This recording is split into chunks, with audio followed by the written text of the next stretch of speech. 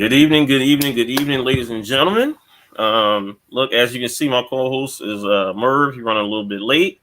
But look, you know, we're gonna do a recap of season 2 of P Valley. First couple episodes because really right now we're getting, this past episode, season 5, season 2, episode 5. Basically was the origin story of Miss Mississippi, and it's called White Knight. It should have been called A Different Night, but we'll get to that later. But like I said, Merv, he run a little bit behind. I'm gonna hold it down, for a couple minutes until till we check back on, till we log back on. But let's see how everybody else is doing out there. In our little world here. But how's everybody night doing right now? How's everybody doing? Oh,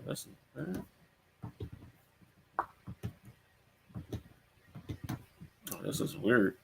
But we're just gonna say, all right, we're gonna do a recap. But like I said, this is a lot to unpack in this week's episode. A whole lot to unpack. I think people don't, it's a whole lot to unpack this episode. Really a whole lot to unpack. This is weird. Having technical difficulties right now.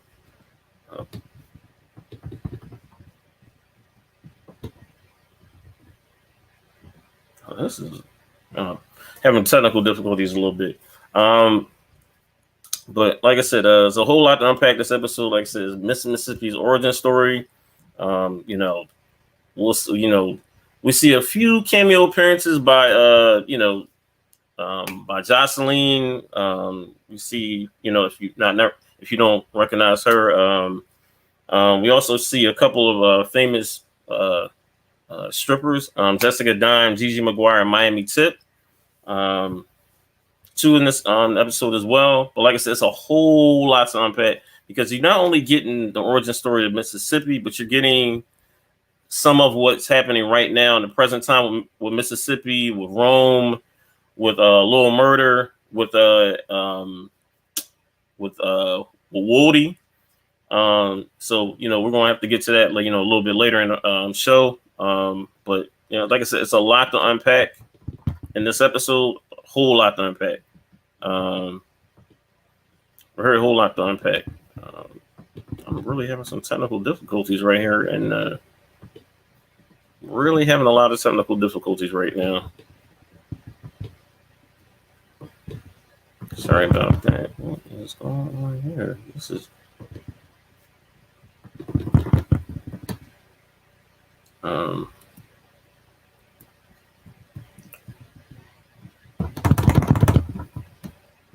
computer is okay. This is weird.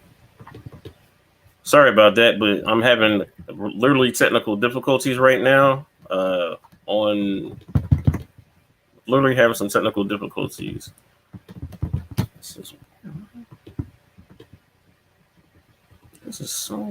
This is weird.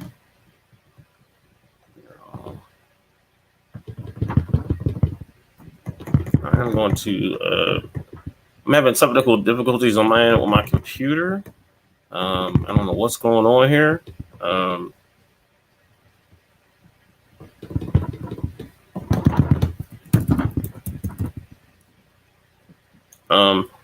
Give me a second. Sorry about that, our viewers and everything, but I'm literally having some technical difficulties as we speak. I don't know what's going on with my on my end.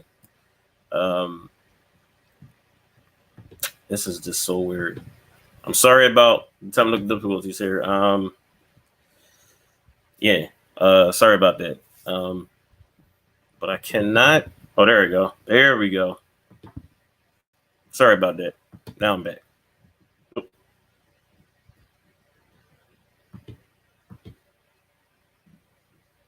Oh wow, this is weird. Now I'm back. Sorry about that. Let's go see anybody else who is in the comment section. Oh, there we go. Shakina Greer, good evening. Look, again, a lot to unpack. What's up, Becca? It's a lot to unpack in this episode. And also too, me and Murph talked about this as well. In this episode, that it is oh, this is weird. Sorry about that. But it's a lot to unpack. It's a whole lot to unpack here. Yes. Whole lot to unpack in this episode. And also I will say, like, this season also for season 2, and also they have a bigger budget too this season as well. There is some consistently good writing this episode, like this season, and it's carried over to this episode as well. Season 2 has been a very this is one of the few shows that season 2 is a lot better than season 1. It's a whole lot better than season 1. With the writing, the backstories with all the characters or what have you, because we're basically really, I think also for this season as well, we're having a lot of, just a lot of, we can understand the characters. What's going on, Blatant Truth? It's also what's going on, Makita Jackson as well. But I love how the writing on this season is just been very, very good. Give me your thoughts in terms of what do you think right now for like I said, this is literally the mid season. I ain't gonna say finale, but the mid season point of season 2. What are your thoughts in terms of how this season is going? What's going to be next for these last 5 episodes of season 2? And who do you think? Who's the MVP of this episode? I would like everybody's opinion about that. Who's the MVP of this episode? I know who the MVP of this episode for me was, but who's the MVP of this episode? Again, a lot to unpack in this episode. Seeing the different message boards, seeing the different stuff on social media. Let's see what did Makita say. She said Wody. I'm gonna leave my answer to that, but that's a good one. Any other MVPs? We also saw we'll get to that later. A lot of different backstories. And also what I like too, that we also got an origin story, from one of the main characters in this show. So now I'm hoping, and I think we talked about this the previous episodes as well, that we can probably hopefully get a origin story for Uncle Clifford, and we can get an origin story for even Mercedes. I would love to see her origin story as well. I would love to see that. I would love to see those origin stories come into play or what have you. Because I think a lot can be told. You can do it one episode per season. That's why I'm hoping this goes to 5 or 6 seasons, because it's a lot that can be told. Because we got sort of the backstory with some of the other characters. We got something with Andre in terms of why he was close with his godfather. We sort of got that with Autumn in terms of why she was running away a little bit. We didn't really give it with Mercedes too much, but I want to see how they come, how that comes about. Sakina, let me go see. Sakina, I hope I'm saying your name right. I love it. I love the way they let Mississippi shine. She just need to leave her kid's father. We all can agree with that. Derek is a piece of shit. But the thing is, with Derek is we also see his backstory. And, we'll get to him later in terms of why the way he is. Hold it. There's no excuse, though. No excuse. No excuse for Derek at all. But, we see why he was like that.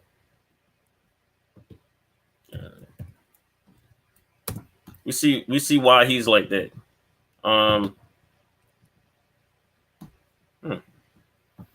But like I said, I think to me this is a very good piece of writing here. Very, very good piece of writing. I just love the dynamic of this episode. And to me personally, I can't wait to see what they're going to do moving forward with this episode. I really cannot wait. because like I said, we got an origin episode. You know, we get that we get that in different shows. Somebody told me we got that sort of like with 911. So this is gonna be, shout out Miss Gant for that. This is I like how this season is progressing. Really, really like how the season is progressing.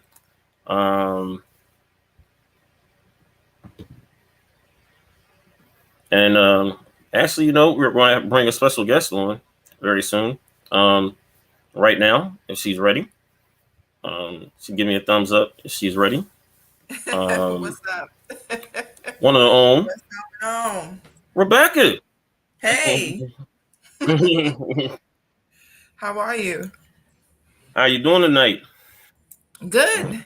I seen you on here. Where's Merv? Who knows? I always feel like it's a lot to unpack. I need to change this. I feel like I'm tall. I always feel like I'm taller than y'all. It's how I got my laptop. That's how I got my laptop. What's going on with but you? You may be taller than me.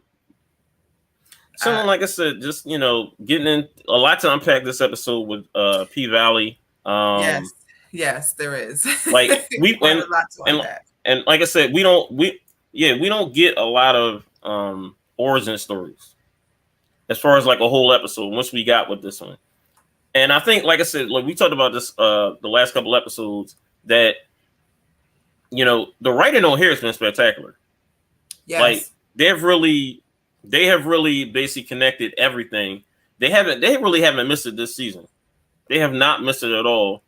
And a lot to unpack this episode, because now we get why Keyshawn Harris. Now we got her last name. I think it's the first time I've ever heard her last name.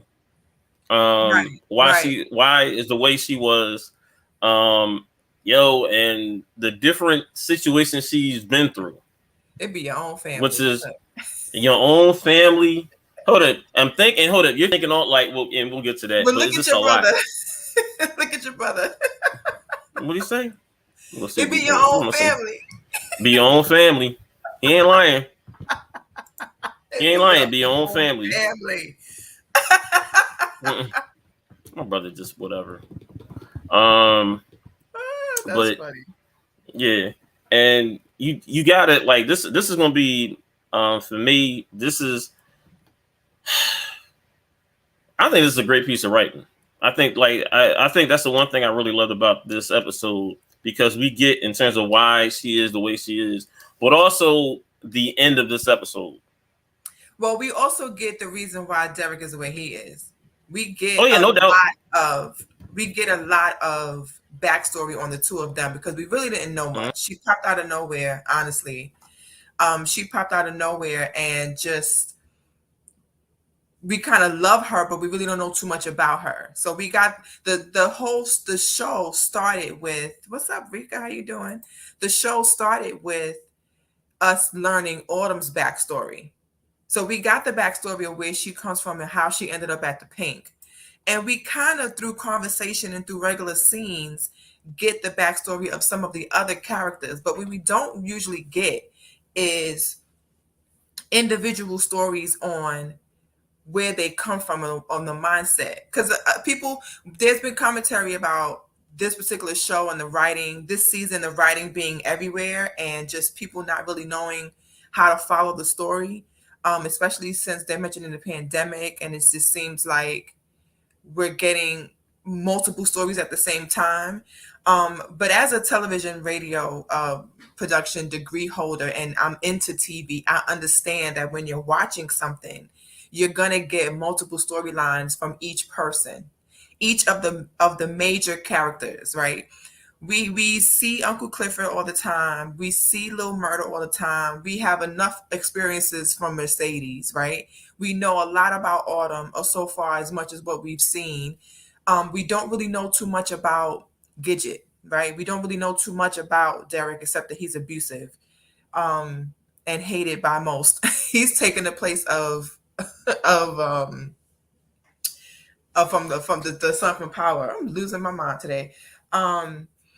We don't get too much the backstory of Keyshawn, right? We kind of somewhat are getting a little bit of a backstory of Lil Murda and Teak and where they come from.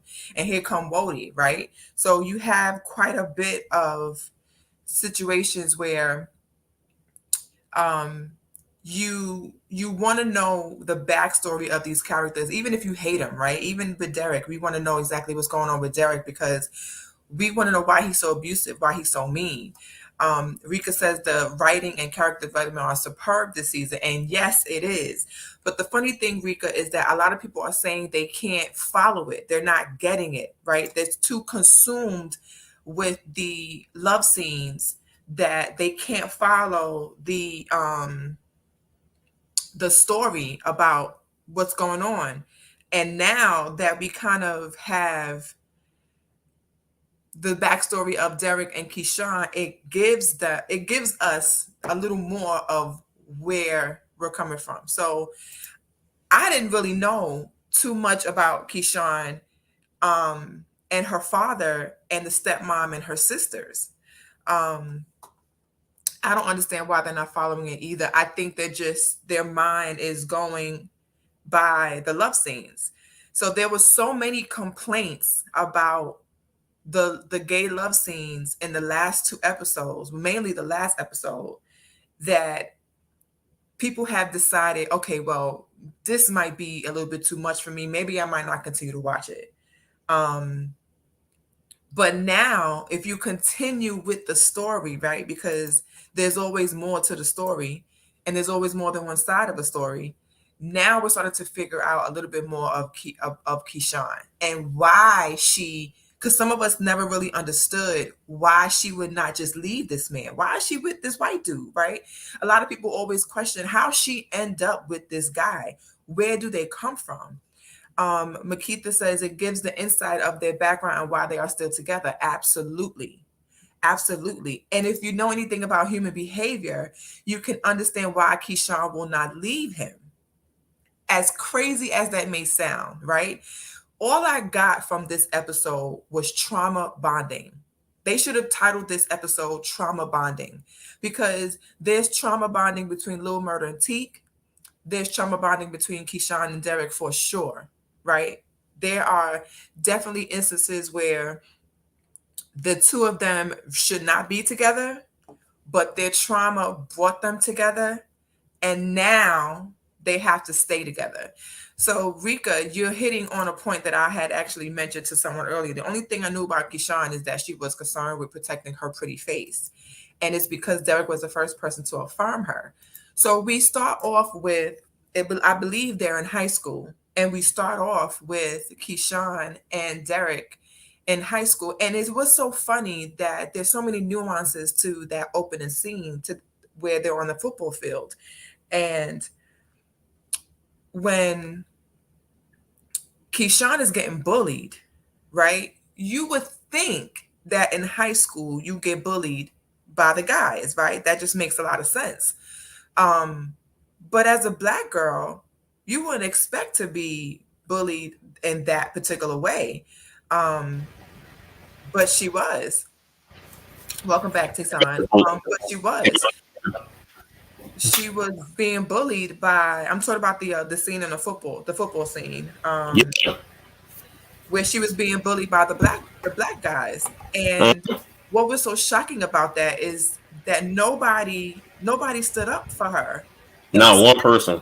For Derek. He was the only one, and you would not think, and this is the misconception about men in certain types of sports, like cheerleading, right? You think that all they do is clap and they probably have no testosterone in them. They're not playing football, they're cheerleading it. But Derek was definitely not that guy. And he came. That's one thing I was talking about. He came to Keyshawn's defense. So much to the point where he beat them two Black boys up. Like he was fighting them like for real. No, he beat three of them up. He beat three of them up. Yes, it was three of them. Yes, it was. Ingrid said, I think the writing is good for the most part, but they played in our face with that white savior piece. Yes. Yes, Ingrid. But still, it was smart. But it was smart though, because the White Knight. Hold Yes, on, but and it Rika also said showed you that is colorism very, too. which is what Yep, I was Rika's gonna say saying. the That is a colorism part. very common occurrence for Mm-hmm. dark-skinned Black girls, and I Mm-hmm. remember those African booty scratcher comments, right? You so dark, you Mm-hmm. look like Pepsi, right? You know, Mm-hmm. the nickname of Midnight for somebody who's really dark skinned, right? Or Darky, Yep. right? So we know those Yeah. terms exist. But what's so crazy is we really didn't expect um Derek to come and defend her the way that she did. Mm-mm. When you I saw was that shocked. take song, what was the first thing that came to mind? First of all, I was shocked that he was part of the cheerleading squad. I'm thinking the dude gonna be like the football dude. He gonna be like, especially like the way they portray him to be like, about his family being like so well connected. Right. And for him to be the only one to really defend her honor, that was like, wow.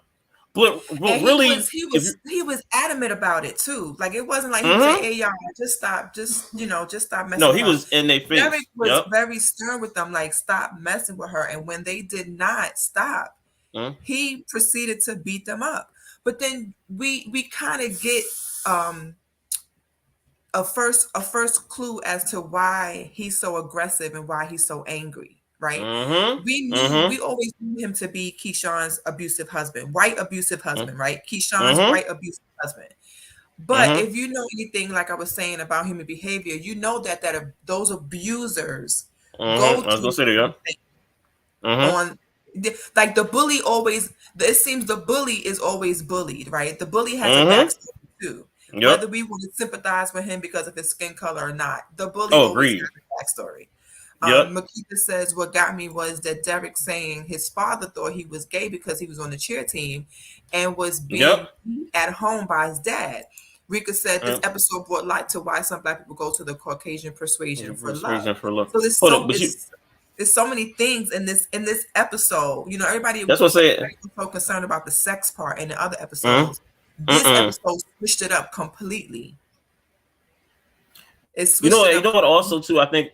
Oh, it really switched it up completely. And also, I think too, if you really think about it, he saw someone that was sort of going through the same thing he was going through, right? A little bit, right? That people not understanding the type of person that she is, whatever. They have like a kinship, right? A little bit of like, Yes. all right, I'm a white dude. Hold up, that the like I said, I'm thinking this dude on the football team. I'm like, dude on the cheers, like the cheer team. I'm like, yo, all right. Right. And I'm like, Right. he sort of see like her getting like, you saw it like even when she fell, he was like, look, everything will be all right, cool, don't worry about it, or whatever. And it's like, Yeah. wow, like, and he meant like to me, he felt like genuine. It wasn't like Yeah. no bullshit. It was Yeah. like he was genuine with it. And I think to me it was just like they had a kinship in regards to like misunderstandings a little bit. Right. And let's not breeze over the fact that Keyshawn is beautiful, right? She's a Oh yeah, no beautiful doubt. woman. She's a beautiful Mm-hmm. woman. She's also a beautiful dark-skinned woman amongst her two light-skinned sisters, which we'll get into. Um, Mm-hmm. and Mm-hmm. Black women Glad you brought matter. that up. So Black women matter. So Mm-hmm.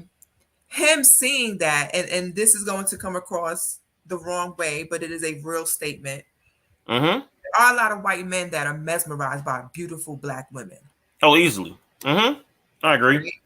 So the fact that she kind of seemed like not like the others. Oh no. And the fact that she was, and one thing I love what's happening with the story. It's not just the storylines, but the Mm-hmm. storytelling. The way that they Mm-hmm. the Cinderella like, and they had Yep. Uncle Clifford doing the voiceovers was Mm-hmm. was Oh. genius. I loved Mm-hmm. it because one thing Mm-hmm. about Uncle Clifford, and he's physically animated, but he's Mm-hmm. also his voice Talking. is great Mm-hmm. for that stuff. Very good narration. Very, Very, very very, good very narrator. good. And the way that they Mm-hmm. connected it to Cinderella, Mm-hmm. which again goes to Ingrid's story about the white knight and Mm-hmm. the fact that her Prince Charming happened to Mm-hmm. be Derek, who later on Mm-hmm. is nothing like a Prince Charming. Mm-mm. I love the way that the story took a complete turn from all the sex scenes and all the gay references and all of that. I totally love the way that everybody had so much to say about the previous episode, but this last episode was completely different. I told you. So now what do you think about the stories? Because we've been saying it from the beginning, Tayson, that Hold this up. is not just about strippers. You said it yourself right there. The stories, right? I think that to me has been the best thing this year is the stories that we're getting, right?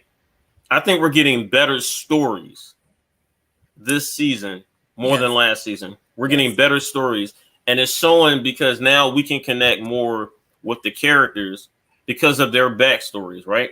Right. And now we got that from Keisha. And we was like, oh, so now we see why she's like this. Now we see why Derek's like that. So now we understand that from fully understand. Right. So now from Keyshawn's backstory, we kind of understand that nobody ever really stood up for her but Derek.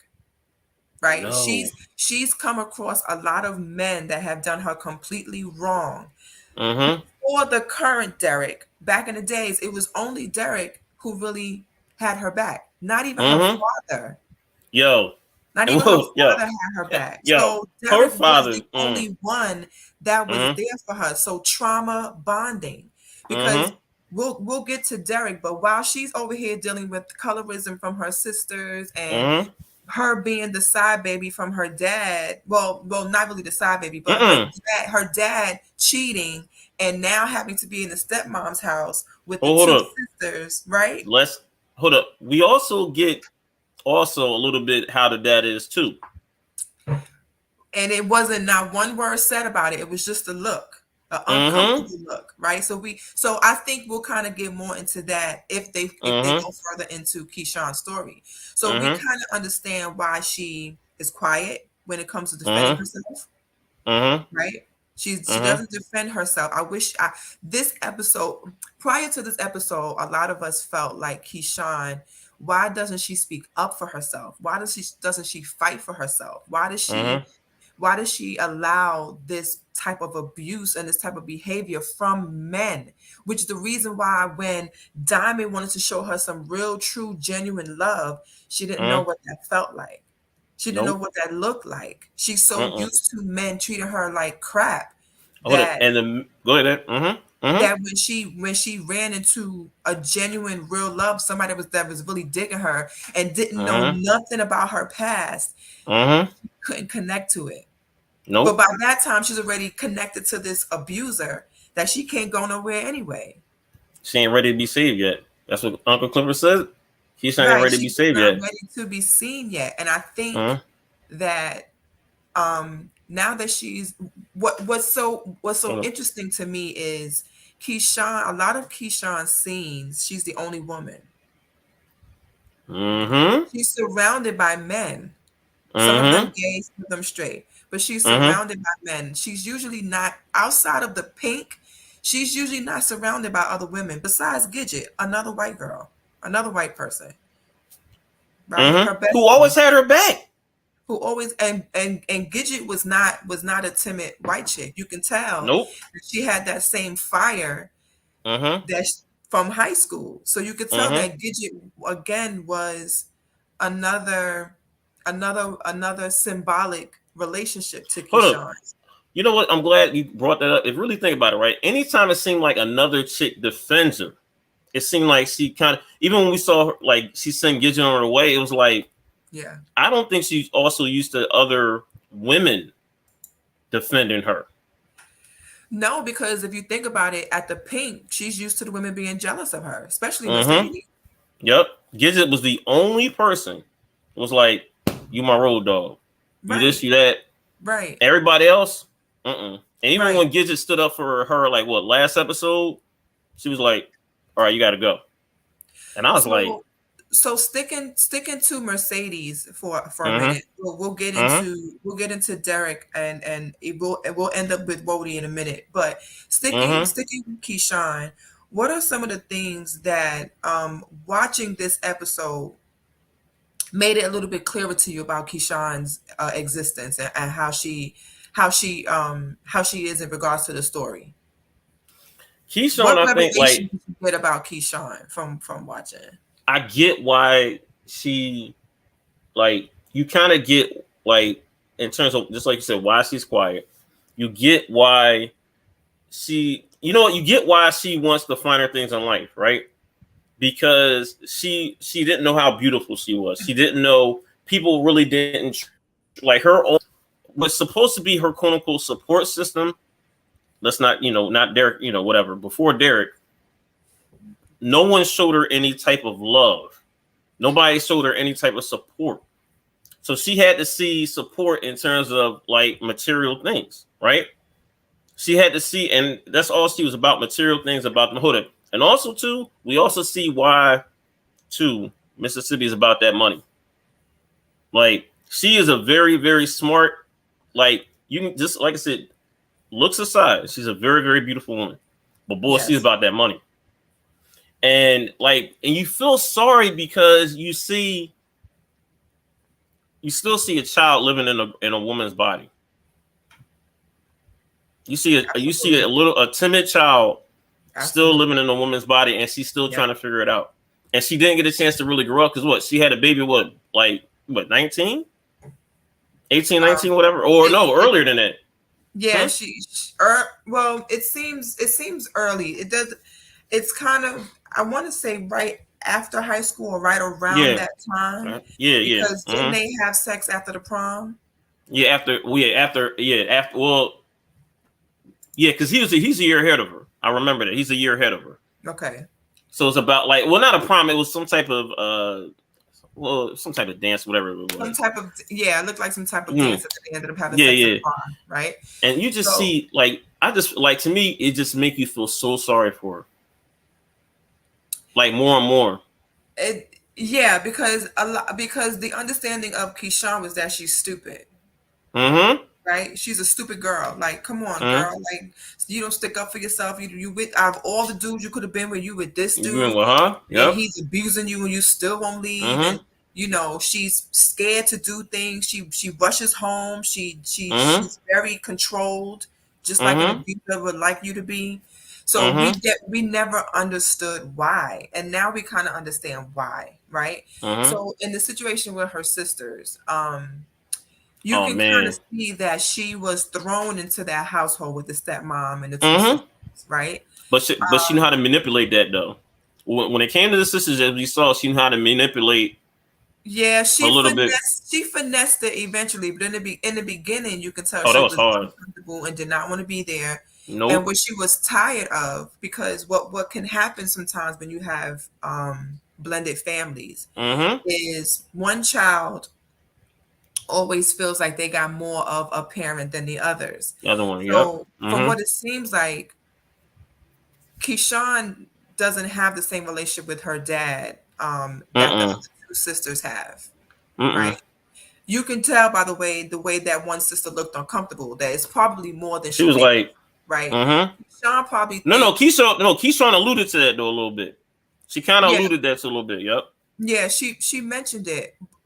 But you don't really see the dad too much. You see her, Keyshawn, dealing with the mom and the two sisters. You only see the dad in that photo situation.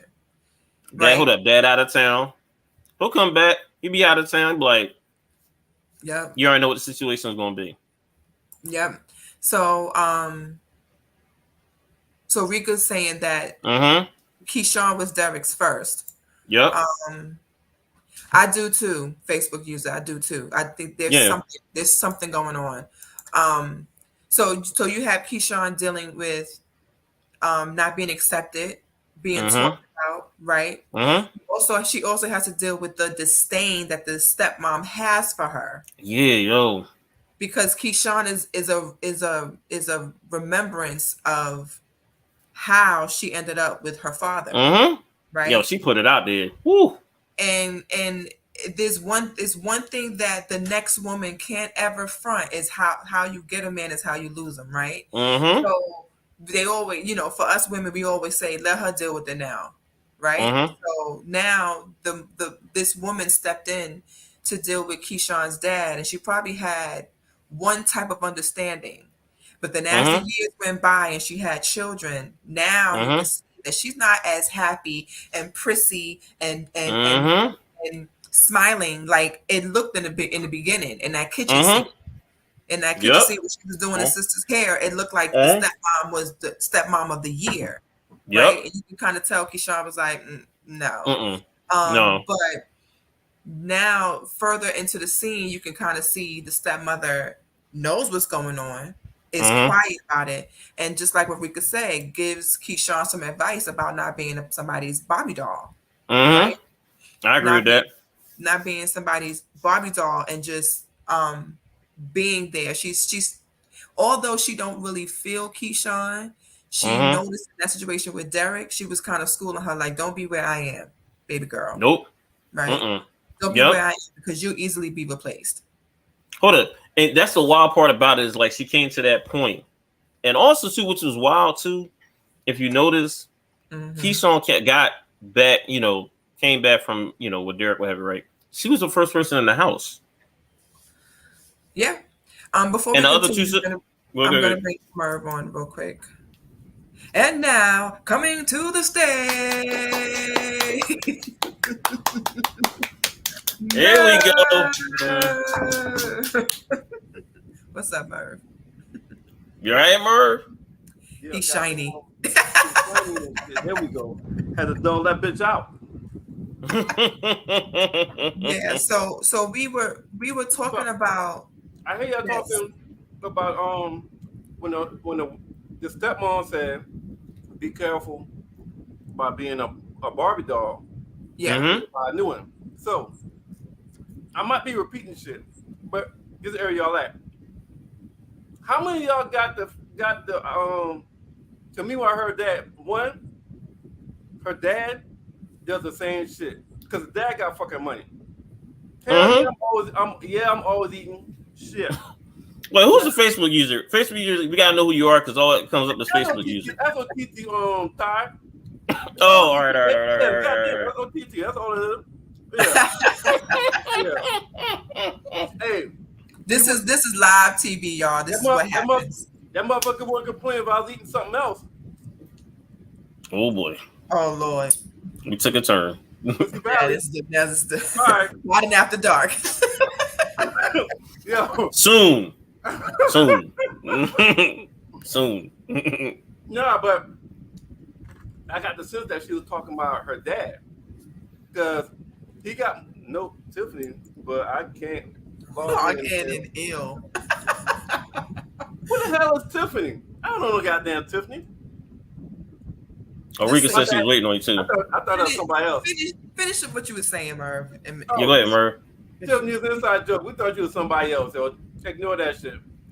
All right, back to record schedule program. Yes.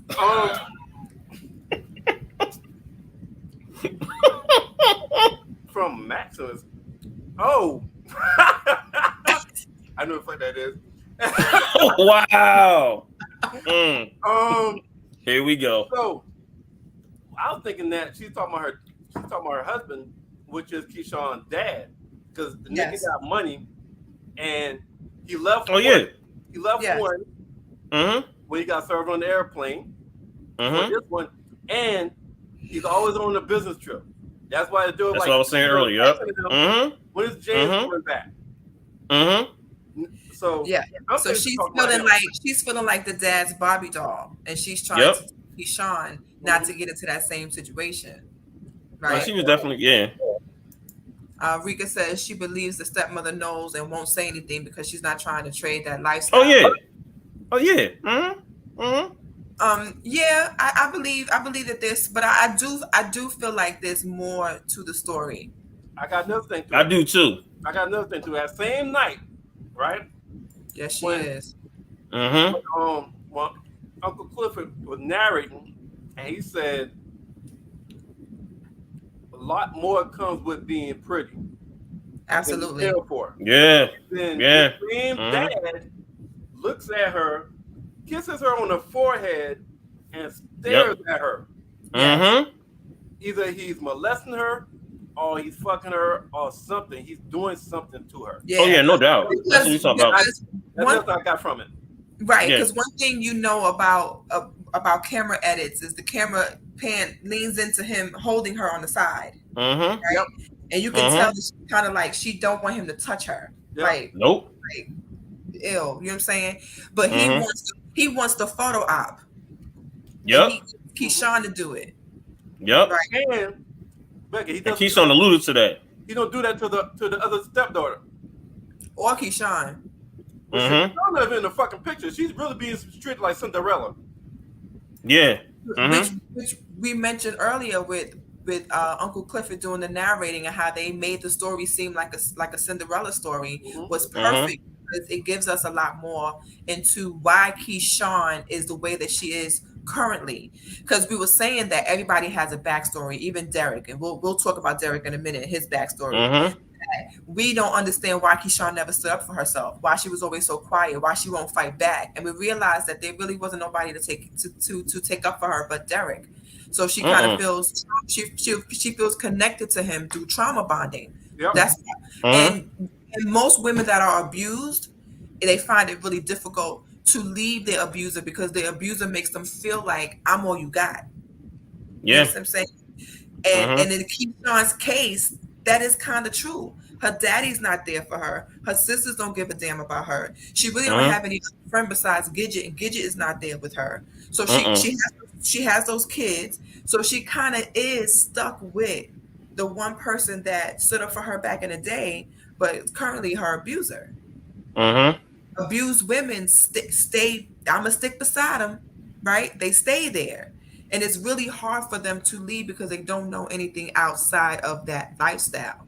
And I think Keyshawn leaving to go on tour is giving her an idea of what it would be without Derek. And she's starting to like it.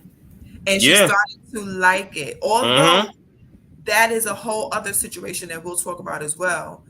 She is starting to be okay without, and even though she was rushing to get home because she said I can't do another 2 weeks, I gotta go home, I can't be out here any longer. When she went back home, and we said that last week, we said when she go back home it's gonna be some shit.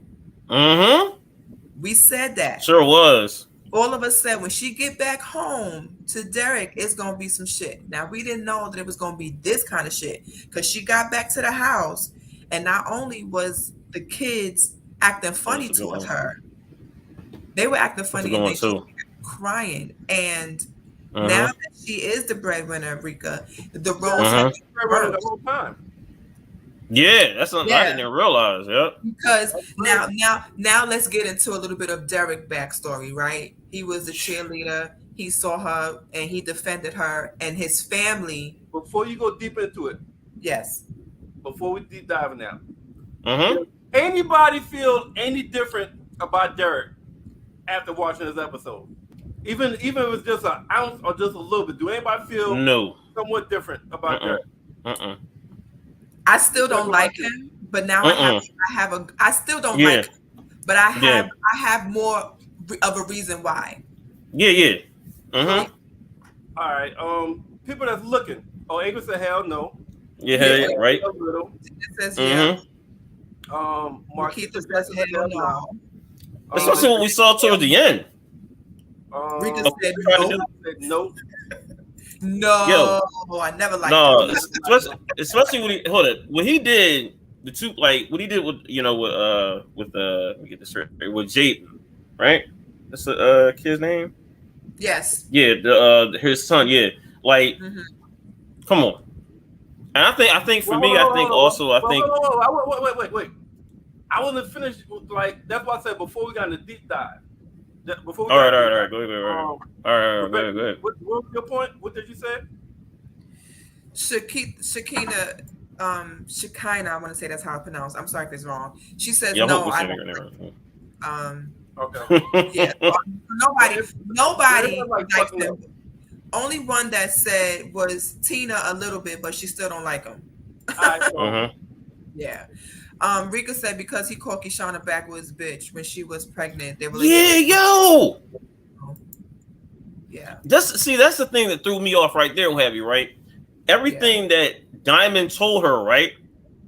That's when it was like, oh wait, he did say that to me before, right? Remember he kept saying about like what Derek was saying? It was like I thought it was the shot to her, but it really wasn't. Like looking back at this backstory, no, this wasn't a shot to her. He knew, which is why it was hard for us to believe that he never called her a nigga. Like he did. Definitely did. He definitely did. So, with the ER. Right? So I still don't like him. But it's one of the things like it makes sense now. Oh, that's a good one, Tina. You're right. I do look at it differently because before I just thought, yo, it's just a mean fucking asshole. He's an asshole. No, but that had to be a reason though. You know what I'm saying? So before after I saw the backstory, it was like, all right, like whether we admit it or not, y'all, all of us, every last one of us is a product of how the fuck we was raised. No doubt. Every last one of us is a product of how the fuck we was raised. Right. And I had mentioned before that every bully has a story too. That's exactly right, Ingrid. So Ingrid's point, that's a good point. I'm not saying I like him, but I look at him differently now as opposed to before. That's what I'm saying. So we could deep dive in now as we deep dive the details. Yeah. So Derek's story starts off with him defending Keyshawn on the football field. We didn't know that he was a cheerleader, right? We didn't know that he had that kind of background. We also know that he does come from money. We saw that. We also saw that his father don't play no games, but his mom, you could tell that they're probably racist. Right? Oh yeah, no doubt. You could tell that they're racist, and you can tell that the two of them connected over him protecting her. So that is her first impression of him. She doesn't know all the other stuff yet. All she knows is that out of everybody on the field, even the black people that was on the field that defended me, it was only him. And then they go out on this little date, but not date, right? And they start to get to know each other and start to talk a little bit more, and you can just tell that they're connecting on another level. We also see a familiar face on their first date too. Let's not forget that too. But take it though, right? What did Uncle Clifford say when they started dating? He said these two have followed the rules all their life. Yep. Yeah. It don't seem like Derek became that way. It seemed like he was on the path to being different from his dad and his mom. So what was one thing they said that fucks rich people up? When you take away their fucking money. Yep. Yeah. Yep. So Derek was a white knight. Derek was the opposite of his dad. Yep. He said, fuck his mom. He wasn't racist. He saw what he wanted, saw what he liked. He can't even defend her. But when they cut his ass off, and this nigga had to damn really deal with life like the average black person or the average, doing the average person. He resented Keyshawn for that. Right. And that's when he changed. Yes, because just like what Tina said, in the very beginning, while she was pregnant, she was talking softly to him. She was like, "So your dad not gonna help? Like we only here because my father helped." So she was still mouthy in the beginning, but he choked her out. He choked her out while she was 8 months pregnant, and that quieted her. She wasn't as mouthy when he choked her out for the first time. That's when she started to get a little bit scared. She didn't talk back to him anymore like that. And you can kind of tell that's when the control and that's where the manipulation and the abuse started. At that very right then and there, when she attacked his manhood by saying, we only in this, we here because of what my dad did. Yep. And also me working all them Jones at Walgreens or something. And she said, I know what to take care of you. I'm putting you in your fucking Prius. So, got the manhood, and basically call him a broke ass nigga. That's what you call him. Yeah. You just ain't saying it, but you're like, you broke ass nigga. That's all you did to complete that statement. My dad put up the money for his duplex. Right. Your parents didn't put money in your fucking Prius, so I'm the one taking care of you. You broke ass nigga. Right. Oh, that's a good one. Right. So the roles reversed, and a part of what happens when you resent someone is obviously you're not going to treat them well, right? You're not gonna. So with her talking to him the way that she did, and with him feeling the way that he did because his family disowned him because of her, in that situation, he feels like you owe me. My family disowned me because of you. The only reason I'm you know what? Good question. is because my family disowned me. So you better do what I say to do. Do everything right. Do what I say. It doesn't really matter about your daddy helping, whatever. My family disowned me because of you. Everything that happens is gonna be your fault now. He's gonna blame Sean for everything that happened. And that's where it's been, and it's been like that it's like that until the next couple years, right up until we see the current present Keyshawn and Derek, where he's still trying to look for a job. He's still trying to be the man of the house, and she is still out there having to get the money, and she's still the one that's having to pick the family up. Facebook user says she was disowned too. Yes. And there was something that I want to say, Tina mentioned it earlier, where she said, I'm gonna find the comment. They both came from wealthy families and both were disowned by their families. So had nobody but each other. Again, trauma bonding. They were owned by anybody else that would help them. So all they had to run to was each other. And they kind of took each other's abuse that sometimes happened, even though Keyshawn was nowhere near what Derek was. No. She resented him for losing her privilege. Put that back up. She resented him too for losing her privilege. Her privilege. The pretty girl privilege, I'm guessing is what Rika was talking about. All right. Maybe it was the white girl privilege. The white girl, because if the family never disowned him, she still have the white privilege. She's still able to go with him to anywhere, treat like a princess because he had money. Oh, so her black privilege. Her black privilege. Yeah. Nah, that's her fucking fault. Hell no, Rika. I don't know but so hold on. But you gotta understand that. Hold up, hold up. I get what she's saying though. It is her fault, but she's not thinking that. She's not thinking it's her fault. That's all. She's thinking it's his fault. Hold up. I agree with you saying, Murr, but I think Rika's saying is she's not thinking that way. I don't know if you can think that. All right. You got to think in terms of like her is thinking like you basically look, I'm pregnant. I'm basically my family disowned me too, right? So I'm just disowned.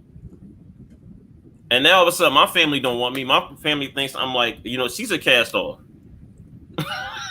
No. She can't resent that motherfucker for losing her black privilege. She chose a white nigga. She chose him. All right, hold up. But what Tina is saying is that she got disowned for being pregnant. Yeah, that's what I was gonna say. For getting pregnant. Yes, she did. I don't know what that black person. Hey, Rika, I need you to elaborate because I don't understand what the fuck you're talking about. So now now we kind of understand that why abuse is Derek's go-to, because his dad was abusing him. So he doesn't really know how to deal with honestly deal with anything. The way that his father dished out discipline was abuse, right? And what's so crazy that he mentioned that is because it has been said or it's known that some of the way that we raise our children, right, beat them, is considered abuse as well, right? making your child go get the switch that you're gonna beat them with. That's traumatizing. Yo, right? I'm ready, and they brought that up too. She brought that up too. So he doesn't really know any other type of discipline. So now when he's left alone with the children, he don't have Keishana beat on no more. So when he's frustrated and angry and doesn't know how to deal with that, he likes to fight, even if it is his 3-year-old son. So now so now we see that, you know, his abuse is now not only towards Keishana, to her, but towards the children also. And I think she never thought that was going to happen. I think she thought the abuse was just going to be centered on her and not the kids. And I think this right here is like an eye opener for her. I think this will be like, oh, I can't trust to do around my kids, like our kids. Like that's the first time I ever seen her raise her voice to him. Even and what made this so triggering is he's beating her up, right? The kids are there screaming, and you can tell that they're used to this. This is all that they're seeing, right? You can tell that, you know, she's accepted the fact that he's abusive towards her. Yeah, that man. And she, there's a part where, you know, they're arguing, and she's just like, you know, kids, you know, they cry, kids scream, they cry, whatever. And then when he starts to beat her in the kitchen, he drags her, and then when he gets the iron, what was so gut wrenching when she was like, "Please, yo, anywhere but my face, yo." So she's accepted the fact that he's gonna abuse her, and she's just like, "If you're gonna burn me with the iron, just please don't burn me on my face." On my face, which was so crazy to hear her say that, because a little part of her was like, just all right. It was almost like the Ike and Tina scene, like, that's all you got, like, what else you want, like, all right, fine, just anywhere but my face. So she accepted it. But y'all remember, you know why she accepted it, right? Well, not accepted, but go back 2 episodes ago. Well, it might not be 2 episodes, but remember Uncle Cliff talked to her. She said, you can't, if you let anybody mess with your face, they're taking your power away. Oh, yeah. Right now, right now, what gets in my crooked eye, or the money, is her face and her being with the dance. So you take having a scar on your arm or leg, whatnot, but she lose her face. Oh, it's over. With the profession of how she makes money. Shit, that's like fucking a beautician hands. Right. Right? It's the same shit. Right. So because if you fuck with a beautician, you raise a knife, they'll tell you, yo, cut anywhere except my hands. Yes. So we talked about Keishana being so pretty, right? Being a pretty girl, and how, you know, her beauty has gotten her places. But you would think that as a dancer, she wouldn't want any scarring or anywhere on the rest of her body. But she's accepted that she's going to be with this abuser, and he punched her in the face. He punched her. Punched her in her face and dragged her on her. And I was like, oh my gosh. She didn't accept. Hold on.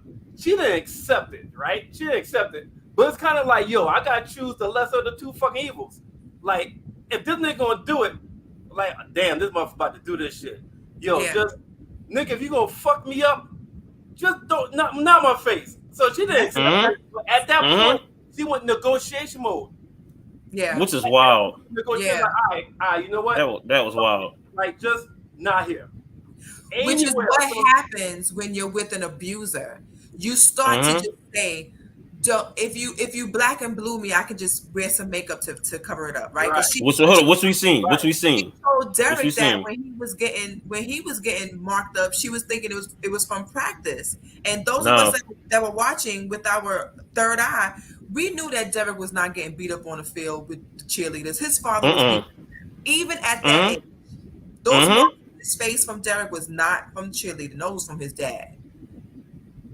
That's what it seemed like to me. Yeah, so no doubt. Yeah. Anywhere but my face. Even though she was in negotiation mode, she accepted that it was going to happen, and just please not happen on my face. That is a real moment when you are with someone that is physically abusive like that. Where, listen, you could beat on me all you want, but please don't beat the kids. You could beat on me, you can want to burn me with the iron, cool, but just not my face. That is even that negotiation, Merv, is a form of accepting it. Like, all right, just please don't burn my face. Now imagine if, a little part of him was like, But that's also kind of survival mode. Survival mode, because like, if you about to get, let's say you about to get robbed, nigga pull a gun on you, right? Yeah. It's like, yo. The punch was serious. That was, man. Punched him and dragged her. Good. Okay, have my money. If you shoot me somewhere, just don't kill me. That's still like, you still not accepting. Like, shit, I got to think of some kind of way to at least minimize this fucking manipulate the situation. Yes. She manipulated the situation. And this and she is often in situations, like I mentioned before, Merv, that a lot of Keyshawn's scenes are with men. She's not in a lot of scenes with women. And she's usually surrounded by emotionally unstable men. This whole tour, she's with unstable guys.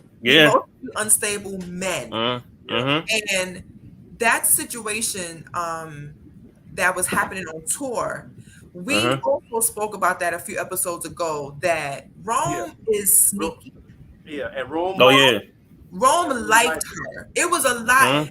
And what I loved about the storytelling is that there would be little scenes where the rest of them would be talking and you would see Rome listening and just staring at Keyshawn. Just looking, right? You see that nigga staring at you see that nigga paying attention to everybody though. He was watching and plotting. Right? Because we said that he was plotting. We was like, what's going on with him? Because he was fixated on Keyshawn in a different way. But now we kind of know why. He was secretly liking Keyshawn and was not really worried about them dudes. Even when Wody was like, well, what's going on with the rest of the guys? He was like, listen, I'm only here for Keyshawn. I don't care about them dudes. Them dudes is your problem. I'm concerned about who my moneymaker is. And he was always trying to get her deals so he could stay more in close and in touch with her. But that particular scene, I saw it coming. Just the way that the story was evolving. That's a good one, Tina. Rome was shiesty. Rome was shiesty. And it was very clear this episode what his plot was. He was man. The blackmail little murder and the fuck Mississippi. That was it. Get leverage on and the fuck Mississippi. Hold up. But here's the wild part, right? We don't know who's in that video with Lil Murder though. It's Big Teak. What the fuck are you talking about? It's Teak. Is that what he said? That's what he said in there? Yeah, we know it's Teak. It's Teak. All right. Yeah. But But the thing is, I want to know where he got that video from. When they fuck, what you mean? Yeah, he was watching them. Oh, he's watching. All right, okay. He was watching them. I'm sure he probably, even if it's not that love scene that we see, it could be something else. It could have been them when they was outside talking on the staircase. That's true. Yeah, it was mourning in that video. It was mourning when he played that video. It was mourning in that video. Yeah, it was something. It was enough that got everybody concerned, right? Yeah. So one thing. Well, that's possible. That's possible, Tina. We don't know. Oh, that might be Woody. Yeah, it could be Rome. It could be whomever, right? We don't know who yet. We don't know. Well, when he said based off this storyline, again, this is some superior writing. Based off this episode right here, when he says the devil could be an angel, I think is multifaceted. He's talking about several people, all right? Because Derek was an angel, saved her from the football players bullying her. Right. Also, Derek saved her from prom night disaster, or the mistletoe disaster, because just like Cinderella's story, the other two girls had their dates. Stepmama, she was taking pictures. He showed up like a white knight. Yep. Dress. Shoot. So saved her twice. Also, let's go to Rome. Rome saved Keyshawn. Rome got Keyshawn money. Rome got Keyshawn publicity. Rome helping Keyshawn make her dreams come true. Almost got a wig deal. That fell through. Now he got her working on a heel deal. All right. So several times that Rome was all right. Okay. Okay. Angel. All right. So both of them end up becoming her devil. Yeah. All right. And Keyshawn finds herself like several times needing to be saved. Like she doesn't stick up for herself. She doesn't. Yeah, she doesn't. And even when Wody told her about being a little bit naive, when you're naive, when you're a naive woman, you find yourself in situations with men that you probably shouldn't be in several times, quite often. And in the stripper game, you are going to be in those situations a lot. And if you're not smart, like the Puerto Rican princess told her, if you're not smart, you're gonna get caught up. They always gonna give you a hoe. You gotta play smarter, not harder, right? So in that situation, Keyshawn often finds herself needing to be saved. And that is her whole storyline. She has rarely ever the first time she stood up for herself was when she realized Derek was beating up on a kid. And I'm surprised that they didn't have a child protective services scene come in and say, because I really thought that was gonna happen. Abuse like that from a 3-year-old, I'm sure she would not have been able to go home with that child. I was surprised with that. They would have taken that child from her. So hold up, I thought the cop was coming. That Keyshawn's face when she saw that, the doctor also realized that Keyshawn probably didn't even know that was happening. Because why would she? Why would you bring take the baby in if it was her doing it? Yeah. Also, let me ask y'all this. The title is called White Knights. So I could be going a little deep. But we already talking about the Rome situation. And Keyshawn being saved. So she told Woody what happened. All right. Man. Man. I don't think Woody did it for. Oh yeah, that's a good one, Rika. For a little murder. After finding out what the video was. Hold on. Okay, what Rika said. Another piece of symbolism I got. White Knight equal. That's exactly what the fuck I'm about to say, Rika. Beat me to it. White Knight. I was thinking Derek. I was thinking of cocaine. Those are two white knights that saved Keyshawn. Right? And Rika, we on the same page because that's why I bring up about this. Being called White Knight, but I think what I realized too, be considered the White Knight as well. What I realized too is that all of these situations is starting to smarten up Keyshawn. When she was talking to Rome and he was trying to give all those deals or whatever, you could tell she was talking to him like, nah, okay, that deal didn't work out. What about this deal? You can tell that she's starting to get a little bit smarter and thinking about her image, thinking about her brand, and you can tell when she began to question Rome was getting a little bit frustrated. That's why it led to well, you know what, just come on. And Keyshawn was like, nah, I'm not with this. Like that. To me, it seemed like the light bulb went off when she was like, I'm out of here. Like I'm out. Like I ain't with this. And that's when he grabbed her. I disagree with you on the part about you saying she started getting smarter then. She had some hustle smartness in her before then, because it was her idea to hit a little murder and be like, yo, doing us, we can boom, boom, boom, boom. So when she was talking to Rome, what I got from that was Mercedes is clicking. She was remembering the lessons that Mercedes was given about how you sell the experience. Because she said Rome, they think they in control, but they're not. I'm the one who the strings. They're following my every move. Yeah. And when she was that's what I mean, that the light bulb started to click. All I heard was Mercedes coming out when she was speaking that. And also, like what Rika said, what Jocelyn was telling her, just watch back. So I think all those lessons are starting to click now. She's starting to put the pieces together. So when Rome is starting to bring these deals to her, she's like, hold on, wait a second. My image, my look, the brand, the money, all of this gotta make sense. It all gotta work. Because they're here for me. Yep. Right? They want me. Yep. They want the face, they want the look, they want the body, they want the experience.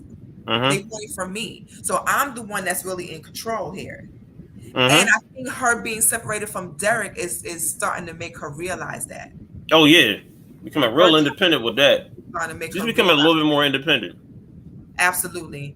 And she's starting to get it. I think she started to get it now. So let me ask you this. I'm pivoting just a little bit. I remember somebody saying they think Wody had a crush on Lil Murda, or they think Wody is part of it as well. Do y'all still think Wody has a crush on Lil Murda on that level, or Wody is just he's the protector? He's the one that kind of on the low protecting everybody. Wody is the secret keeper.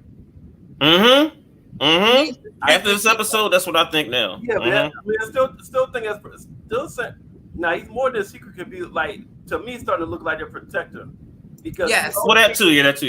Like that goes on behind the scenes. Yeah, he don't say anything.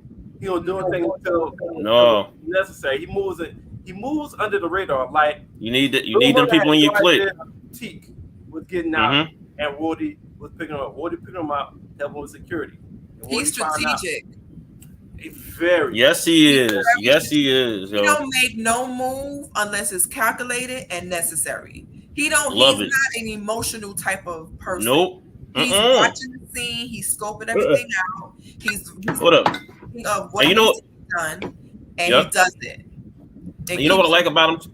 Go. Sorry, Becky.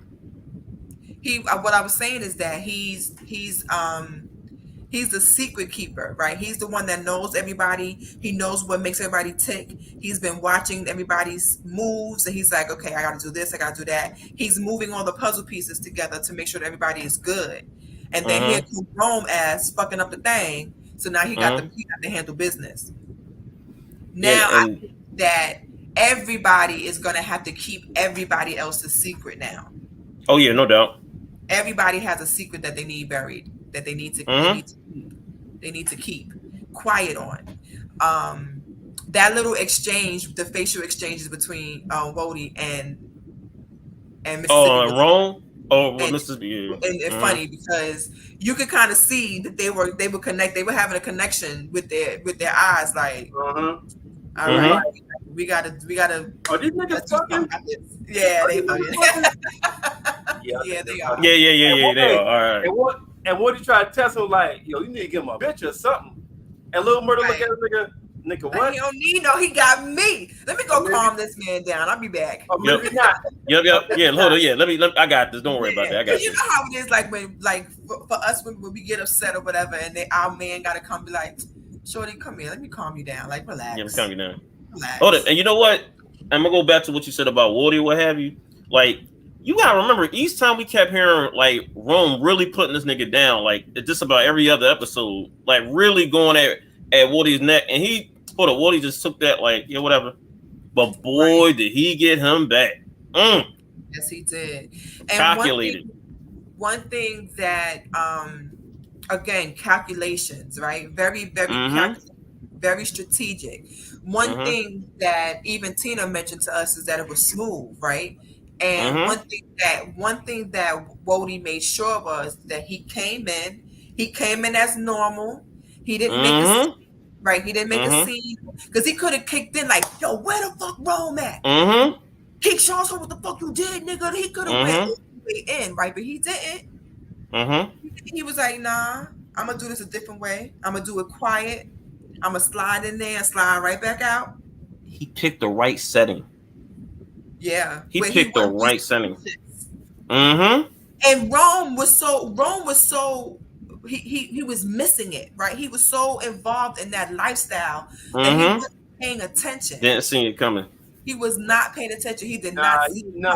He was paying attention, but Woody outsmarted him. He was paying attention. He wasn't that fucked up because he went to hit. He was like, yo, you got a good, because Rome only do primo. I only do premium. Rose like, man, I know how you do. Yeah, and he made him go first. He's like, you go first. Like, hold up. Yeah. Nah, you hit first. So and he was hold up. This nigga don't usually just bring me. First of all, me and this nigga don't get along like that anymore. Yep. We real tight, but we've been going back and forth. Yeah. Like, why is this nigga bringing me some fucking drugs? Because and he was like smart how he did it, though. Hold up. You know what? Nah, you hit it first. But what he did, if he wasn't paying attention, he took his hand, put his hand, hit it, hit the third joint. I went back and looked. When he did the other line. He hit the third line instead of that first line. Yeah. All right. He had 2 lines, and then the third line. The 2 lines was from Woody. The third line was the original from Rome. He went down on one of the lines that Woody had. Yeah. Over and sucked up the third one. So Woody thought, okay, he did one of those ones that he brought, so this shit is good. So Rome wasn't blind to this shit now. He just got outsmarted. And he fucked up. Well, yeah, I mean, but what I mean is that maybe in that instance he realized it, but Rome was what if you seen how that room was, it was a whole orgy going on. It was a brothel. Right? Not going in that room. So when they went in the back to talk, he initially made the conversation look like they were talking about what's going on with this tour. Because although they didn't get along, when it came time to talk about business, that's when they communicated. Okay, what are you doing with Lil Murda? What's gonna happen with Mississippi? You know what I'm saying? They did talk about that business, even though they didn't agree with each other that much about it. They did talk about business. So, Wody was just sitting back like, yeah. So what about you know what I'm saying, this and that. Yo, it's amazing. My bad, y'all know we can't go a whole goddamn show without goddamn me showing something. It's crazy that they do it on stunts, right? Or whatever. But she kills this shit, yo. She really kills this shit. Yeah, yo. Yeah, she does. She really do. Yeah, she does. Yeah. She does. When she hit that fucking side view. Yeah. Yeah, it's the leg split. It's the leg split for me. Right there. This part. Yeah. Oh my God. After that, man, yo. Listen, how the fuck do you not empty your whole wallet? Yeah. I take cash on me. I leave my wallet and my card. You not send me no fucking ATM machine. Fuck you. Oh Lord. All right, Merv. All right. What? All right. Pussy Valley. How the fuck we gonna talk about Pussy Valley and not show one scene of pussy? Does that make sense, Tyson? No. It makes no sense, right? None at all.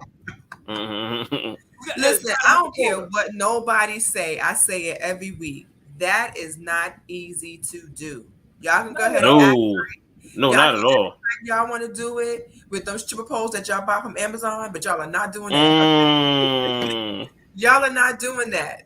Y'all are not doing that. Rika says, but Wody didn't get the phone. Yeah. That's what I was waiting on, but it may be. We'll see what happens next episode. Yeah, when she hit that split on the pole, that was crazy. But I do kind of feel like it's about to hit the fan. I feel really? Because 2 things could happen. He can actually die, or he can just like OD, end up in a hospital with some stuff. I think he's probably a goner.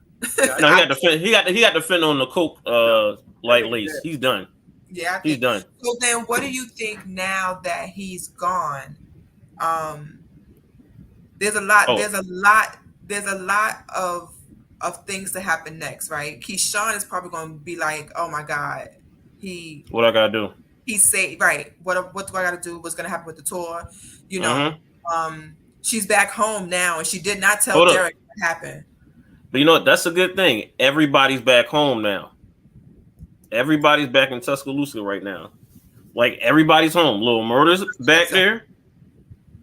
Yeah, sorry about that. Yeah, Lil Murda's back. Look, this is gonna be interesting. When the fuck Lil Murda confirmed that, y'all? fuck she talking about? Did I miss a part at the end? No, I don't think he did that. When that little American Ferrari was in? Are you talking about fucking previews, Rika? We're not talking about goddamn preview for next week now. Yeah. We don't do that. We don't talk about this goddamn show. We don't look at previews. Yeah. We try to predict what the fuck. Yeah, here she go to preview. Yeah, she preview. We don't do previews, Rika. Yo, Merv was upset. No preview. We gonna act like we didn't see next it. show. Yeah, we didn't see the preview. I don't see previews. We're not. But hey, Ty, we done been telling these motherfuckers that. You right. We don't look at previews because we want to try to predict what's gonna happen in the next show. We done telling these motherfuckers that. I don't understand. I mean, but the thing is, I think is the thing. So that. I'm not gonna put that on screen. No, dude. Asshole. No. Everybody think I just got them becoming that people. There's a reason why. Y'all see that shit? Rika's aggressive tonight. Ain't she told you shut up and to kiss her behind. Ho, I'm tired. Man, wow. I'm tired. She said, left fuck her cheek, up. right cheek. Yo. Georgetown niggas. Rika is aggressive tonight. Yes. Love the energy, Rika. Love the energy. Very aggressive tonight, though. So what do you guys think is going to happen? So let's go through each character. What do you think is going to happen with Derek going forward? Oh, he got to go. I think this. Hold up. We all said. Most of us, I think, said that like this season, this is going to be his last season, right? It just depends on who's going to take him out. And now I'm thinking, hold on, I really think that Mississippi might do it. Because now she's gonna do it like he's abusing her kids. I can write the next one is gonna end up where she's gonna shoot him, or they're gonna be somewhere fighting. Diamond gonna pop out of the bushes and shoot him. But I want for this story to kind of be, it has to be Keyshawn doing it. Moment to be Keyshawn's moment. I want it to come from Keyshawn. Uncle Clifford then told us what the fuck gonna happen. He said near the end, he said right before around the time Woody killed Rome. He said sometimes the damsel got to be their own white knight. They got to sometimes. Oh yeah, they gotta save themselves. We've been waiting for it. All right, but we see now why she's taking so long. Yes. Now we like before, like throw away the abusive stuff. He's the first. Not the first man.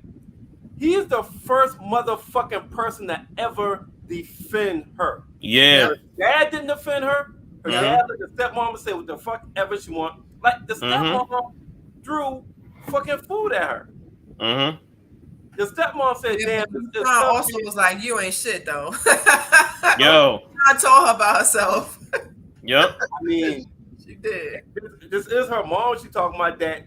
Right. Mom took away from, so ain't no kid that old enough to know all of that's going to be all kumbaya.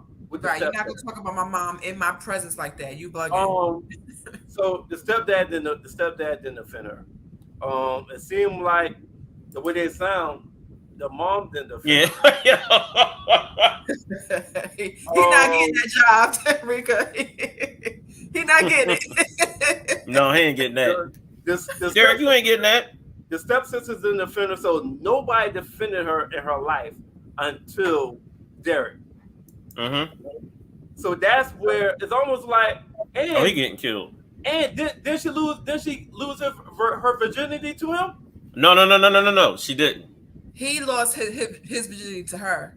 Yep. So he was his first. He was his first too. No. Who fucked her then, Ty? Who fucked her? We don't know. Hold it. She didn't hold it. All he did was say, like, basically implied that she was his first, right? She didn't say that.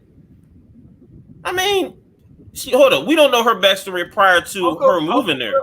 Uncle Cliff said both of them have been following the rules their whole life. And this is the first time that they're looking at. Hold up. We also don't know about the dad. And love at the same time. That's it could be that they each other's first. It could be. Yeah, it could be. Well, it could be. Yeah. So, but she didn't give that. She didn't give that impression that it was her first. Watching. Yeah, so Merv. She didn't give the impression that she didn't hold up. She did not give the impression that he gave him. He basically gave the impression that she was his first, right? No, that but he yeah, was she hold up, act like a hoe or something. She wasn't act like no hoe. Yeah, I was gonna say that. Hold up, let's go back to Rika comment. Right up she climbed on top of him. Yep. Wait. Yep. Yep. Okay, hold on. So Derek was that first pole she was on. Yeah, pretty much. She ain't do all that shit, Becca. Don't do that. She ain't do all that. She ain't do no goddamn clothes off. Wait. She was like, all y'all motherfuckers done watched porn before y'all got your first piece of ass or first piece of She dick. took control though. All y'all knew the actions to take on y'all first time fucking. Merv, you want her to be the hold up. Merv, all look. He did was get on I can't relate, Merv. I'm sorry. Listen, the dick was north, so the pussy guy comes south, right? He was on the bottom. Dick is up north, pussy guy comes down south, connect the dots. Merv, all right, Merv. Look, we're going to agree to disagree on your. We're going to agree to disagree. Ty, let me ask a question. When you first fucked, did you know how to start? Or were you looking like this? Becca, when you first fucked, did you know how to start? Shut the hell up, y'all. Y'all need to cut that shit out. Y'all act like, y'all lost y'all virginity. What to do next? What should I do? Y'all full of Look at Becca. Right there. Look at Becca right there. I had to be told what to do. I was clueless. Yo. Yeah, you know why? That's only because you stuck the window at your parents' just house. laying there like this. But look, come on. Are you done yet? So all y'all waited till the second, third time before y'all rode the nigga dick. Get the fuck out of here, yo. Pump set him up. All y'all was doing was Merv, cut it out because y'all first time all y'all did was jab. Y'all ain't know what y'all was doing either. Cut it out. I knew a position to get into. That's what I'm saying. Just because she got on top, that don't mean shit. Now she got on top and they show her goddamn hips. She did. She was on that thing right. She was riding. Y'all need to cut that shit out, yo. Y'all need to cut that shit out. All we saying, Merv, is when she. Wait, hold on. What? We get some things here. Keep going. Virgin ass. Our first time wasn't in the car. I'm just saying. Oh, so just because y'all first time was in the car, that man. I'm about to see this comment. Yep. Tina said that shit was painful the first time. I mean, nah, Tina. Hey, wait. Tina, you probably just had a big ass dick. She's fucking a white boy.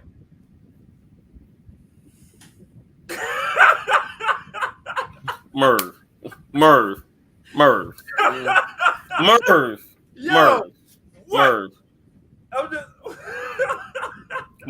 come on.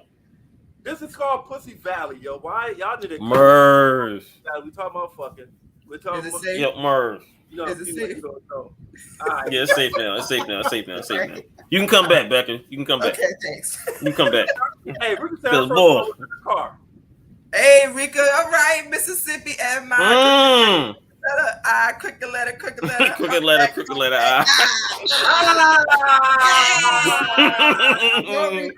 Go, Rika. All right, Rika. Damn, Rika. Oh, Rika, man. she hit that split on that pole first time. Yeah, I was like, yo.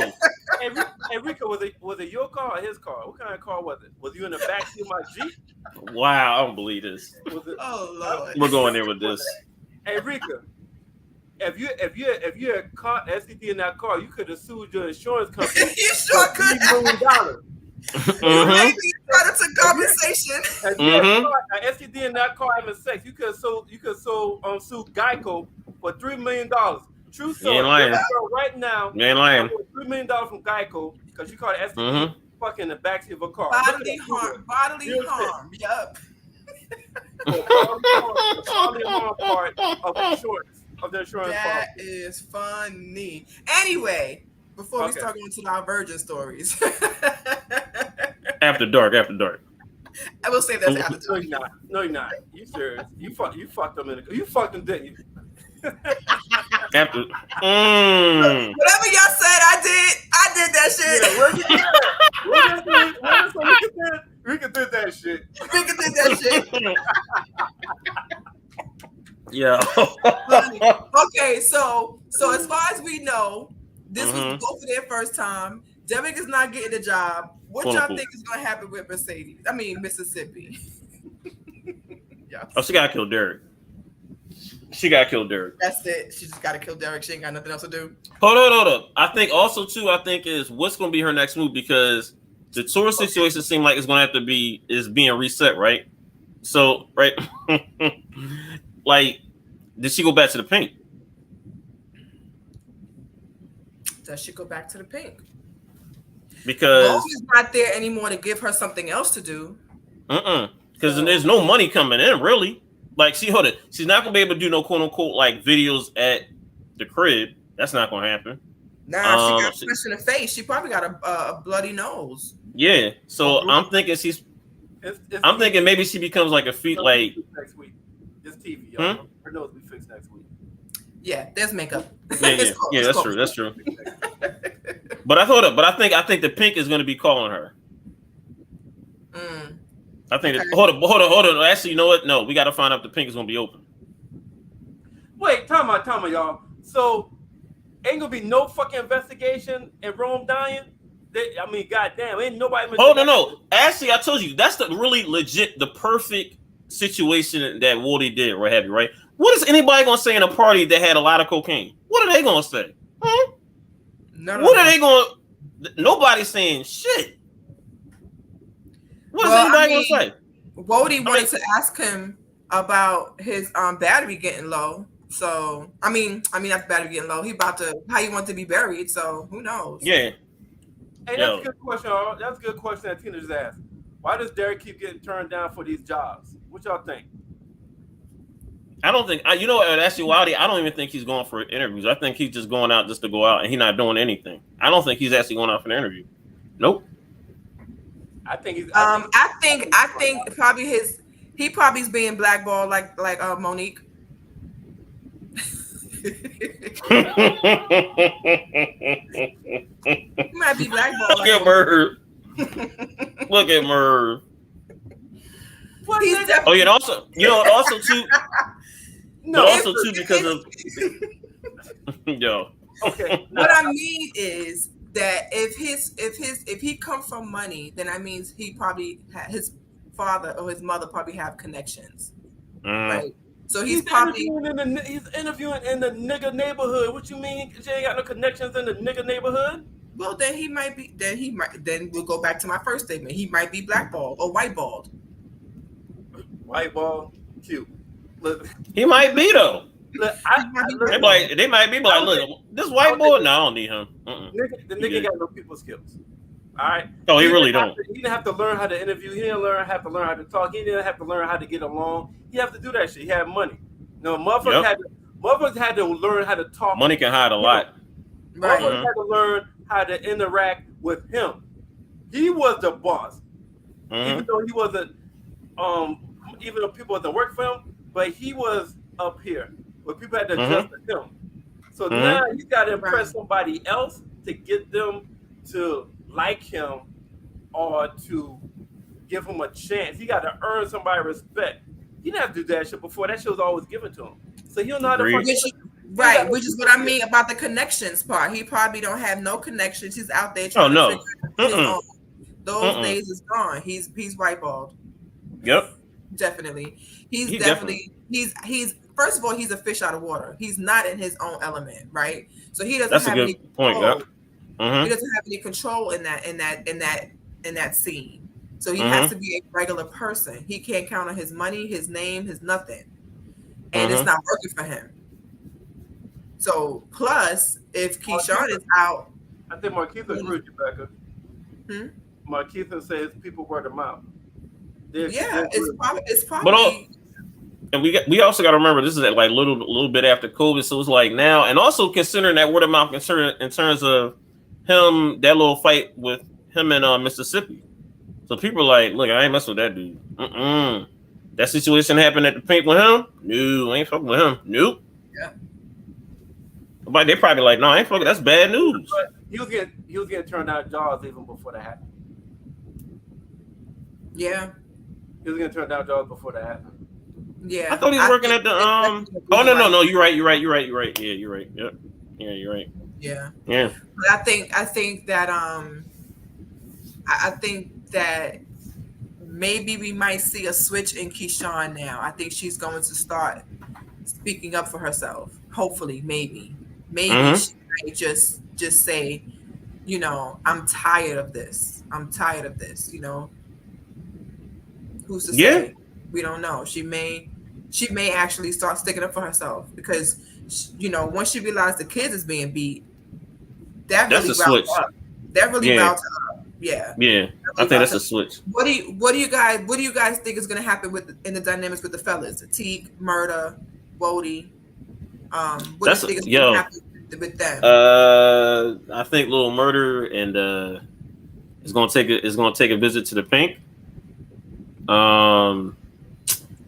Teak is going to probably go with him. We're probably going to see Teak and Uncle Clifford meet for the first time, which will be very interesting. I think we're going to see that. I think Woody. I think Woody's going to try to find that video. He's going to try to find that phone because if that video gets leaked, it's a wrap. That's a wrap. That's a big problem. I do feel like at some point in this season, if not by the last episode or maybe the first episode of the next season, I think Little Bird is going to get found out. I think he's going to be like public with it. Not intentionally. I think he's going to get outed. He's going outed. All right. Okay, yeah, I think his image, his bad boy image, and them thinking that he messed with Mississippi, I don't think that's going to last too much longer. Yeah, I don't think so either. Yeah, especially now with Rome gone. There's even more to cover up, right? That might put Wody in a position to be the manager of all of them now. So he might be able to I see that happening big time. Oh yeah, I totally forgot about that. What Rika just said. Yeah. Right. I totally forgot about that. Yeah. Hold it, and that's got it. I think that particular mixtape. Yo, that's funny. That's the name of the mixtape, The Trade Tales. Do y'all know the term trade in the LGBT community? We was educated 2 weeks ago by Blatant Truth. Yeah, trade. So the trade. No, what is that? That's funny. Trade is what they call a download nigga. Yeah. Oh shit. A trade. He trades. Oh damn. He trades places. That's what they call it, trade. Oh wow. Yeah. And that's why Little Murder, Teak, they'll be considered trades. Trades. Okay. All right. Wow. The trade tales. That's why it's called. That's why they call it. All right. So now, all right. Oh wow. Wow. Now Pico, the nigga he beat up. Pico is coming out with it. Pico's the one that turned coattail and jumped to the other gang after Little Murder beat his ass up. Oh yeah. Wow. Yeah, I definitely think that's going to come out. I think that because don't forget there's Mercedes, the chick and her husband as well. Yeah, talking about that. Yep. You know, maybe that situation may get better or worse. It depends if the husband finds out. No, I think the husband find out. I think we're going to see something. I think something is going to pop off with that when the husband find out. In a bad way. I think in a bad way, because I think the husband might find out like either them pictures that she took on the phone, the videos she took on the phone of Mercedes, or he walks in on them. And I think that's going to change a lot. Or does he walk in and be mad? He might walk in and be mad because he's like, "Yo, what are y'all doing?" I think that might be the thing. I think he might end up. She might get the Pink. She might go to the Pink and get the Mercedes experience real deal. So let me get this straight. Y'all think the husband got his wife to sign a contract with the girl they had a threesome with, is going to pop up at home and see the girl that he had to sign a contract that he want to fuck, and his wife is going to be fucking, and he's going to get upset that they are fucking instead of just joining in. Is what y'all saying? Oh, to peep this though. Imagine he was like, I think he gonna join in. That nigga gonna join in. He gonna join in. That nigga gonna join in. Now, imagine they don't want him to join in. Wait, hold on, wait for me. What's gonna make him upset is when his wife start taking away emotional shit from him, taking away wifely privileges from him, and start putting it towards Mercedes. He gonna feel like the third wheel. That's what's gonna make her. Oh yeah, no doubt. That's what's gonna make him shit. When the wife start treating Mercedes more like the boyfriend or the husband than the significant other. Then yeah. That's what the fuck he's gonna flip out. I think that might happen next episode. And that's what the fuck is gonna end up happening. Yeah. I think we're gonna see that next episode. I think we're gonna see that with them. I think we're gonna see that come to a head. I think they're gonna start. I think the next episode is gonna be Diamond, Mercedes, Autumn, the Uncle Clifford. I think we're gonna get back to Autumn thinking she's slick, trying to get that money from the club. We're gonna start to. The stories are now going to, evolve a little bit more. It can't we're still missing the story. So do y'all think it's gonna happen? Now it's gonna happen in the last couple of episodes near the end of the season because we still don't know. Diamond and no Whisper. Oh, Whisper. We still don't know shit about Whisper. So do y'all think we're gonna hear about her now or near the end of the season? I think she's gonna stay a mystery. Maybe the last episode of this season, maybe. But might be the 9th. Might the 10th. Yeah, I think her character is mysterious, and I think she's probably will stay that way. But I do think that we're gonna find out some more about Big Bone. And why she attaching herself to Diamond so much. It ain't just because it's got to be something else. And also the African boys. Let's not forget that. African boys. Because that's gonna be interesting with I think that's and also too Big L. All right, he's acquiring different pieces here that Uncle Clifford is not really paying attention to because of all the other shit that's happening at the Pink. And right. I know he has loyalty to Uncle Clifford, but he's acquiring people. So you think he's about to betray Uncle Clifford? No, not betray him, but he's going to be making moves that I think Uncle Clifford is not going to appreciate. I think with the drugs, with all this, besides the drug shit. Yeah, besides the drug shit, yeah. I think we're going to see I'm telling you, Uncle Clifford ain't gonna like it. He be like, yo, wait. But like I said, Uncle Clifford he ain't noticing because all the other shit that happened at the Pink. He ain't seeing all that. And Big L smart about it.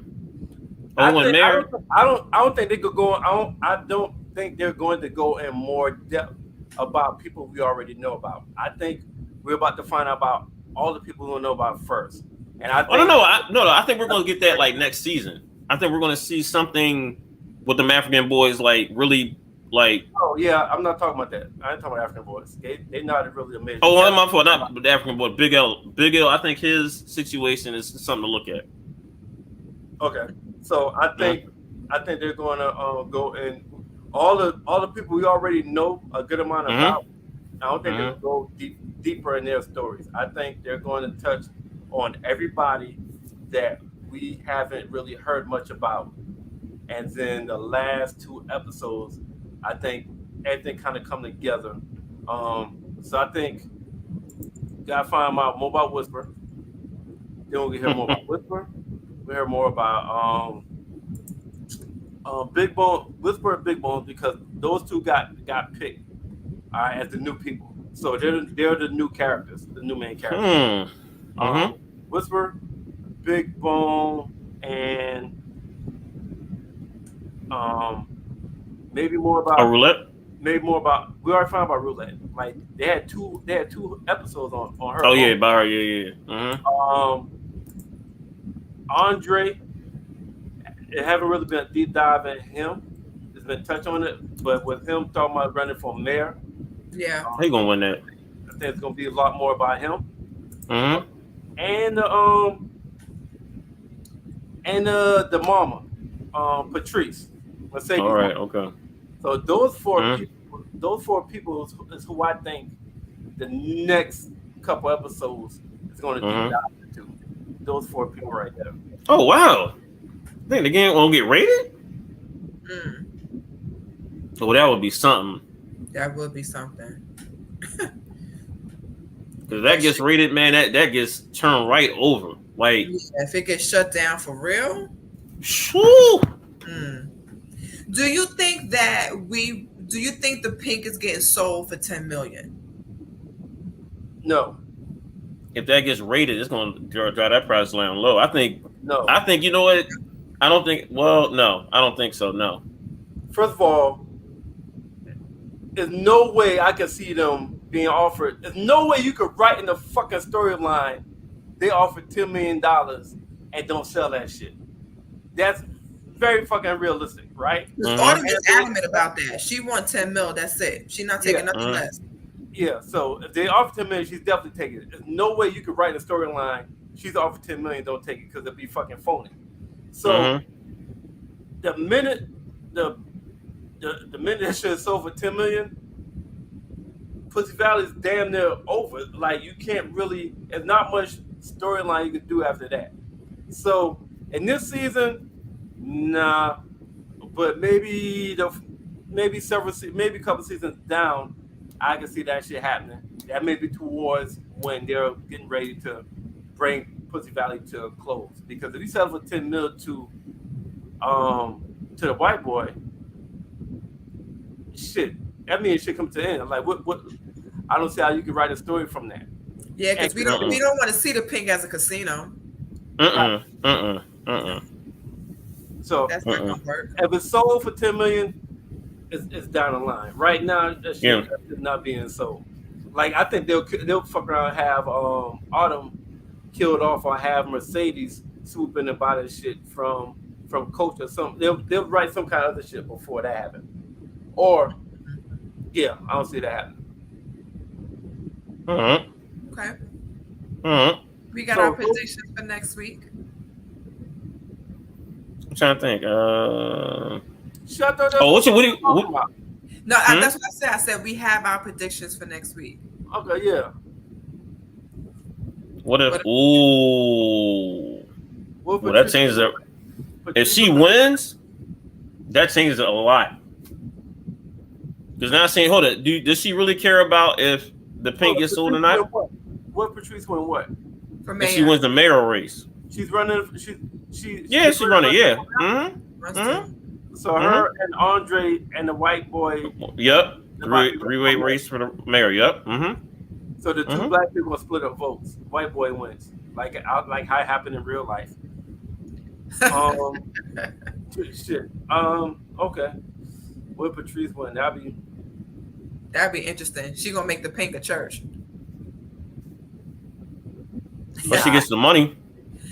I mean, she gonna hold it. There's a club here in Charlotte that's now a church. What? Cameo. Wow. Is it Onyx or Cameo? One of those is now a church. I think it's Cameo. Cameo, yeah. And when you walk inside, you can still see kind of like the church build. It's Cameo. It's Cameo's now a church. Yeah. It's so crazy. Cameo has some good food too. Damn.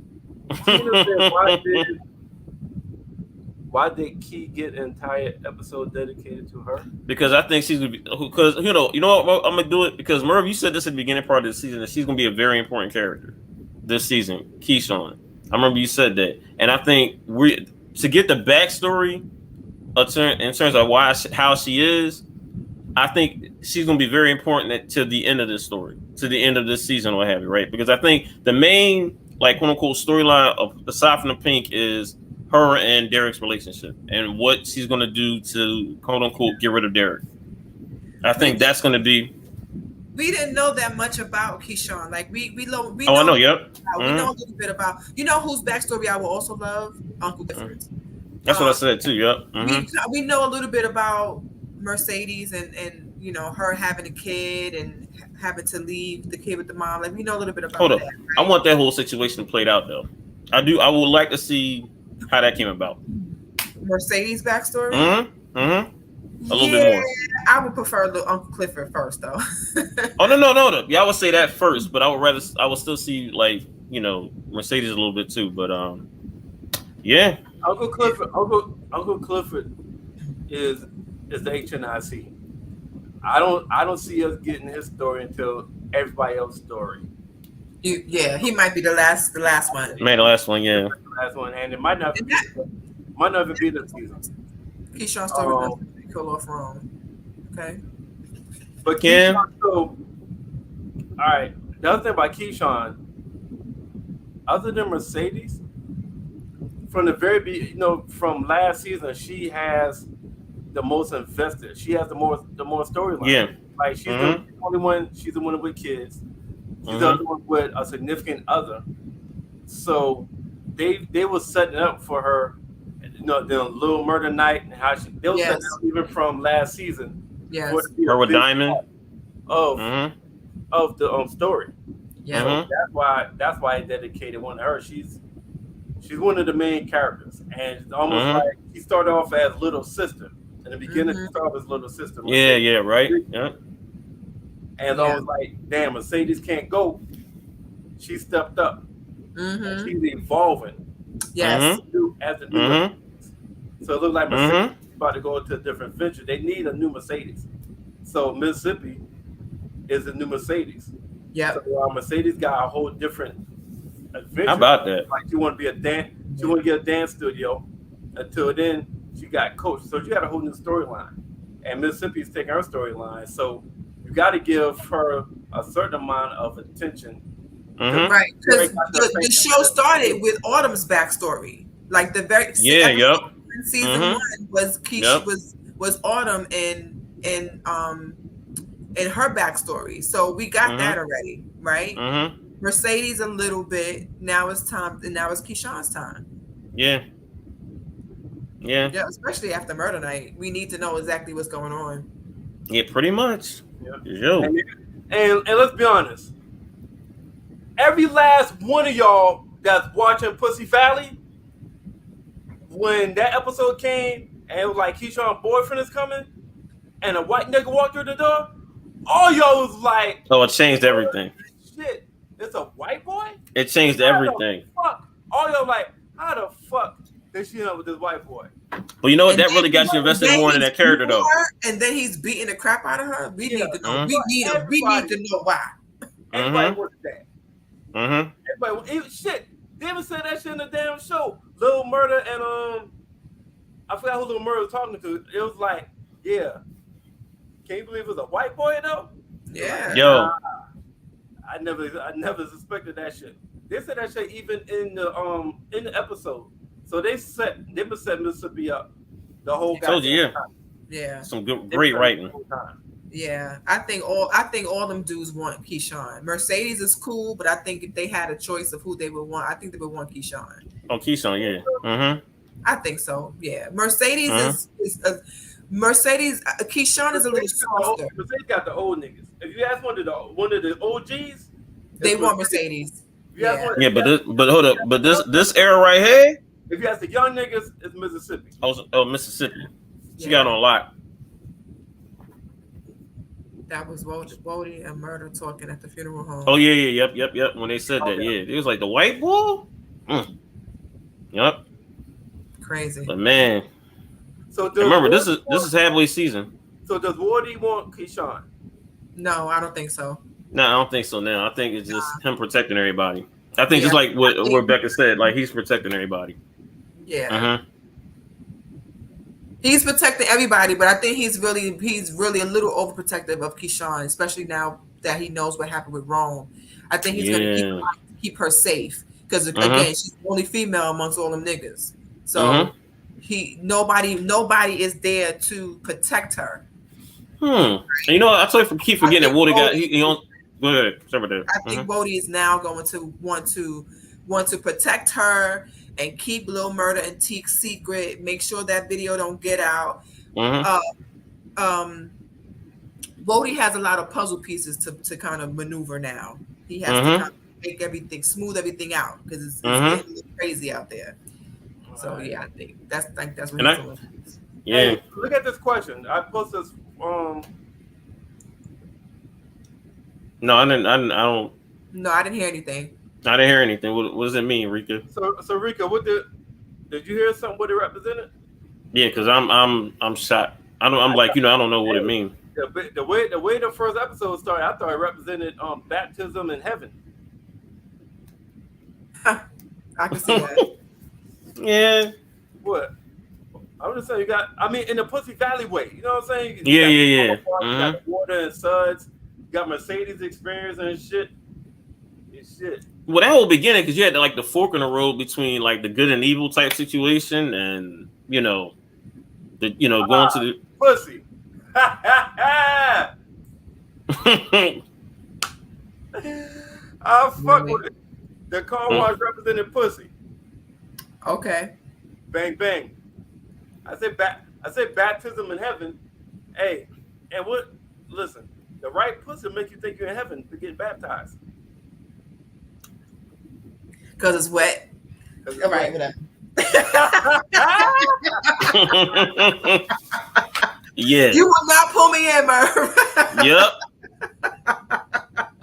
He was like, yep. He pulled you in right there. Oh man, peer pressure, I tell you. Hey. Merv just reeled you in with that. I know, yeah, he got me. I didn't see that one coming. I felt like no, but that one snuck up on me. Yep.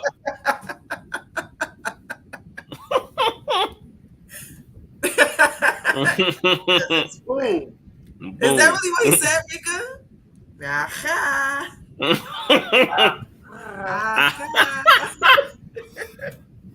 All right, y'all. Good.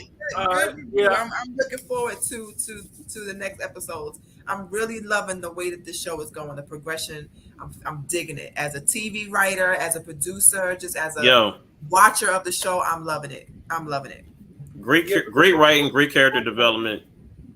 All right. Everything. Yes.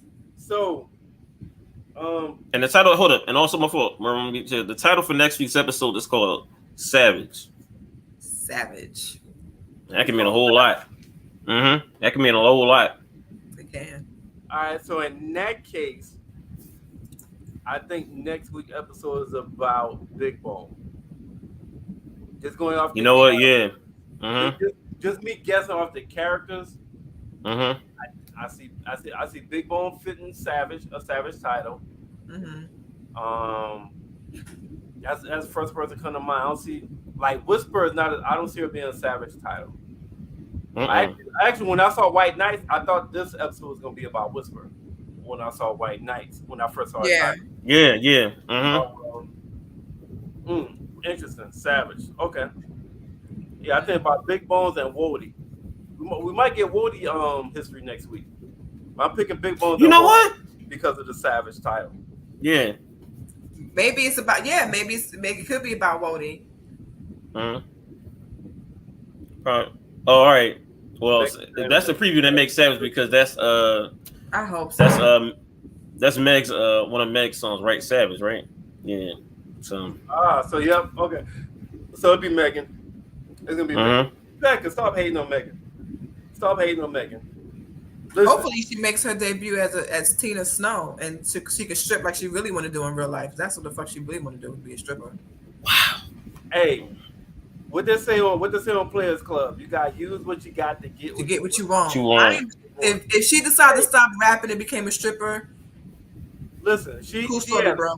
She has used her ass and rap all the way to a fucking album to be in a fucking. She was in the Fast Furious movie. Now she's in Pussy. Megan Stallion. No. That was Cardi. Was that Cardi? Okay. Now That's Cardi. All right, so I stand correct on that. But now she's in Pussy Valley. She's acting by using her ass. So I think Tina Snow at the Pink would be perfect. Can't knock the hustle. Yeah. Can't knock the hustle. All right, y'all. This is episode 4 that we have reviewed. All right. This is episode 4, right? No, 5. Oh, season 5. Episode 5. And we halfway point. We're at the halfway point. So we got 5 more episodes left. Yep. August 14th, y'all, Raising Kanan comes at. Yeah. The week this ends, the following week, Raising Kanan come back, and we'll be right on that, viewing that, y'all. Can't wait. I'm excited. Finally. Yeah, so we got some power coming. So this is season 5? I mean, it's episode 5? This is the mid-season. All right, real quick. So how did y'all feel with this being the mid-season for the mid-season? It's a weird, it's a good, but it's also a weird placement because this is Mississippi's origin story for a mid-season. But I loved it. Now things are about to change. It's about to make a quick turn. Now shit is getting real. Oh, shit is really about to get real. Yeah, it's about to get real. Okay. Yeah, because now you got 5 more episodes. Other people. Yep. 5 more. Okay. Yeah, I'm with. And so, y'all give y'all parting shots. Man, look. Go ahead, Becky. You want to go first? One thing that we have always said that we keep iterating is the writing. The writing, character development. I think it is superb this season. The first season, we kind of was just starting to know who these people are. I think now we're like truly invested. I think now it's like we want to know these backstories. I want to know what's going on with Uncle Clifford and how he got to how he is, how did he end up at the Pink. I want to know these stories. I'm looking forward to the next 5 seasons. I want to see where the Pink is going. I want to see them. I want to see Keyshawn leave Derek. I want to see her move on. Like, I really, in the very beginning, it was like, okay, a stripper show. Like, all right, great. But the storylines have gotten so much better. It's giving me the same feeling I got when I was watching the beginning seasons of Power. Like, I'm ready for the next season. I'm ready for the next week. What's going on? I can't wait till Sunday. So I enjoy it. I'm a P Valley fan, and I'm glad that Merv is a P Valley fan too. We got him, Tayson. We got him. Blatant truth. Y'all better and blatant truth. And blatant truth. Thank you, blatant truth. That's Ty. He was. Yep. Blatant truth was every week. Every fucking week she was like. Every week, blatant truth was on. P Valley. And we got the ladies to gang up on you to make you watch it. Yes. So, yes. Thank you. Welcome to the club. Welcome. Thank you. Pussy Valley Unite. So Rika said, "I felt the climax has started." That's a good way of putting it. Are you coming? Rika, you got choose better words, Rika. We got Merv on the Yeah, we got Merv on. We got Merv. She about to hit that mute Merv little hashtag soon. But look, I'm agree with Becca. Like, and also, also too, I like about like this season, the pace of the entire episodes, what have you, right? Everything doesn't feel rushed. Like, we're seeing just the right pace, right? The storytelling has been superb. Just like Becca said at the beginning part of this episode, Uncle Clifford narrating. The narration by Uncle Clifford, whoever decided to do that and to have him do that narration, that was on point. That was on point because it needed to be him telling her story. And look again, Patrice, she ain't shit. Derek ain't shit. I really can't wait to see what Keyshawn with her the very next steps that she's gonna do moving forward. After what we've seen this week in terms of Derek beating the kids. And, that's what I can't wait to see. And what the Pink has in store for us, like these next 5 episodes. Yeah. And, again, I say this every week, but, thank you for our viewers, our listeners. Y'all could be anywhere in this world, but y'all here rocking with us every single solitary Tuesday. You're rocking with us on Mondays. You're rocking with us every other Sunday with Mel. Rocking with us on Wednesdays, Mondays with Nick and with Mark. Again, Becca, thank you again as always for basically filling in when needed. Look, can't wait. Pussy Valley, we got 5 more episodes. Can't wait. And I turn over to you, Merv. First, I want to apologize, motherfuckers, for being late. I came straight from the goddamn job, straight to here, and jump on the fucking podcast.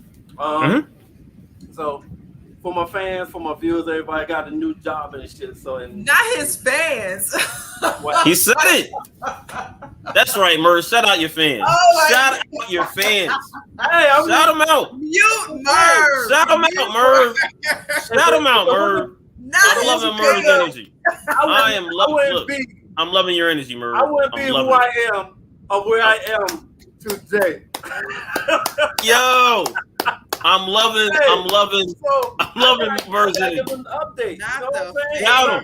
It's not that I don't want to be on time with y'all, but I'm coming straight from my job. I'm coming straight here. I promise y'all, I'm coming straight here because I love you guys. Shop Liberté, son. His fans. I love the energy, but I'm like, damn. All right. We got fans. Yo, peace. Oh, you had Becca do the walk off. His fans. Hey, y'all know I'm just that. All right. Thank you again, Blatant Truth. You have a great week as well. Tomorrow. Go ahead, finish talking. Wait. Hey, the Mute Merv hashtag is back. Here we go. Hey, Blatant Truth. Who the Blackjack? Whatever. Hey, so much Blatant Truth. You hear everything. Thank you. Tuesday. Thank you. Every goddamn Tuesday. Why y'all hating?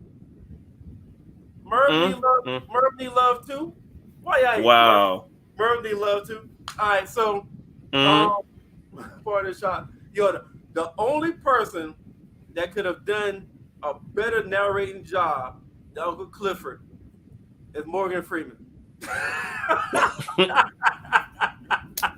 You're right though. Facts though. You're right. You're right. Or Mufasa. James Earl Jones. Oh, James Earl Jones. Yeah. Yep. Yep. But no. Absolutely. Yep. Absolutely. Uncle Clifford did his damn thing with the narration and shit.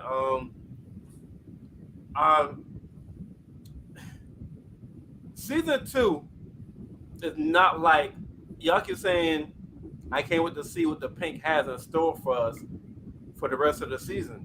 But if you really think about it, this season have not really been about the Pink.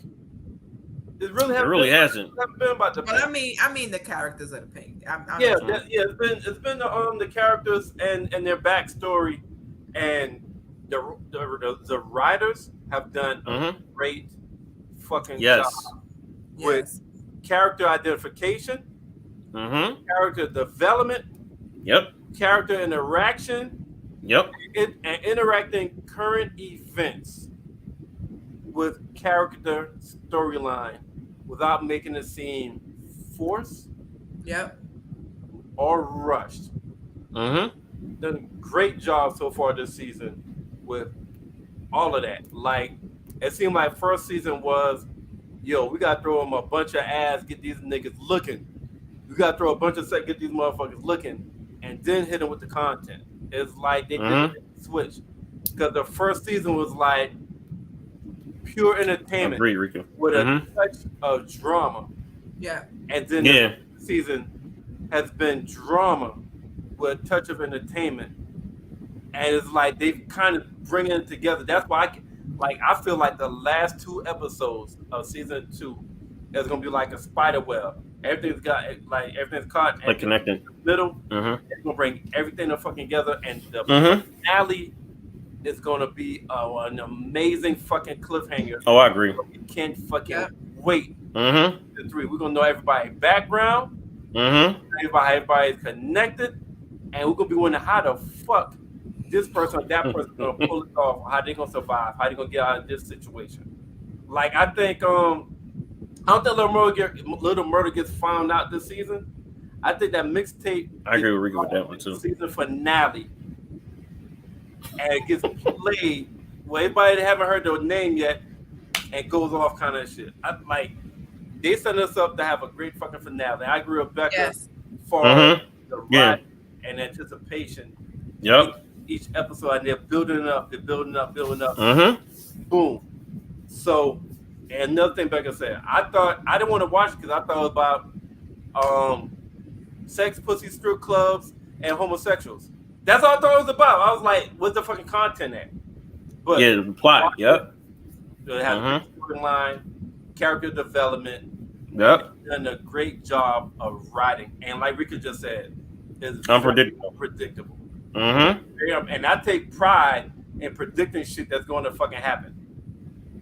Pussy Valley is very unpredictable. Only thing you can predict is you're gonna see somebody pussy, somebody gonna get fucked. That's the only thing that's been consistent in Pussy Valley. You're gonna see some pussy and somebody gonna get fucked. Yep. Which I have no complaints. I have no complaints at all. I'm trying to think. Is there a sex scene I want to see? Hey, can we say Big Bones? If the writers that watching, can we see a Big Bone fuck scene between? I mean, shit, use a current baby daddy. Put Diamond in it so I can see Big Bone ass naked. God damn. That's my only request. Miracle Watts. Whoever's watching. Go to her Instagram page, Merv, and get some Vaseline. Vaseline? I don't jack off. Okay. So I'm enjoying Pussy Valley. I'm enjoying watching it. Can't wait till next episode. Pussy Valley 6. Savage. I'm assuming Megan's in that shit. Put Big Bone and Megan in that shit. And yo, y'all know, same bad time, same bad channel. We're here every fucking Tuesday, 8 o'clock. Becca, again, appreciate Thank you. You held us down. Thank you. Appreciate yes, thank you. Not being here. Anything for you, since I'm a fan.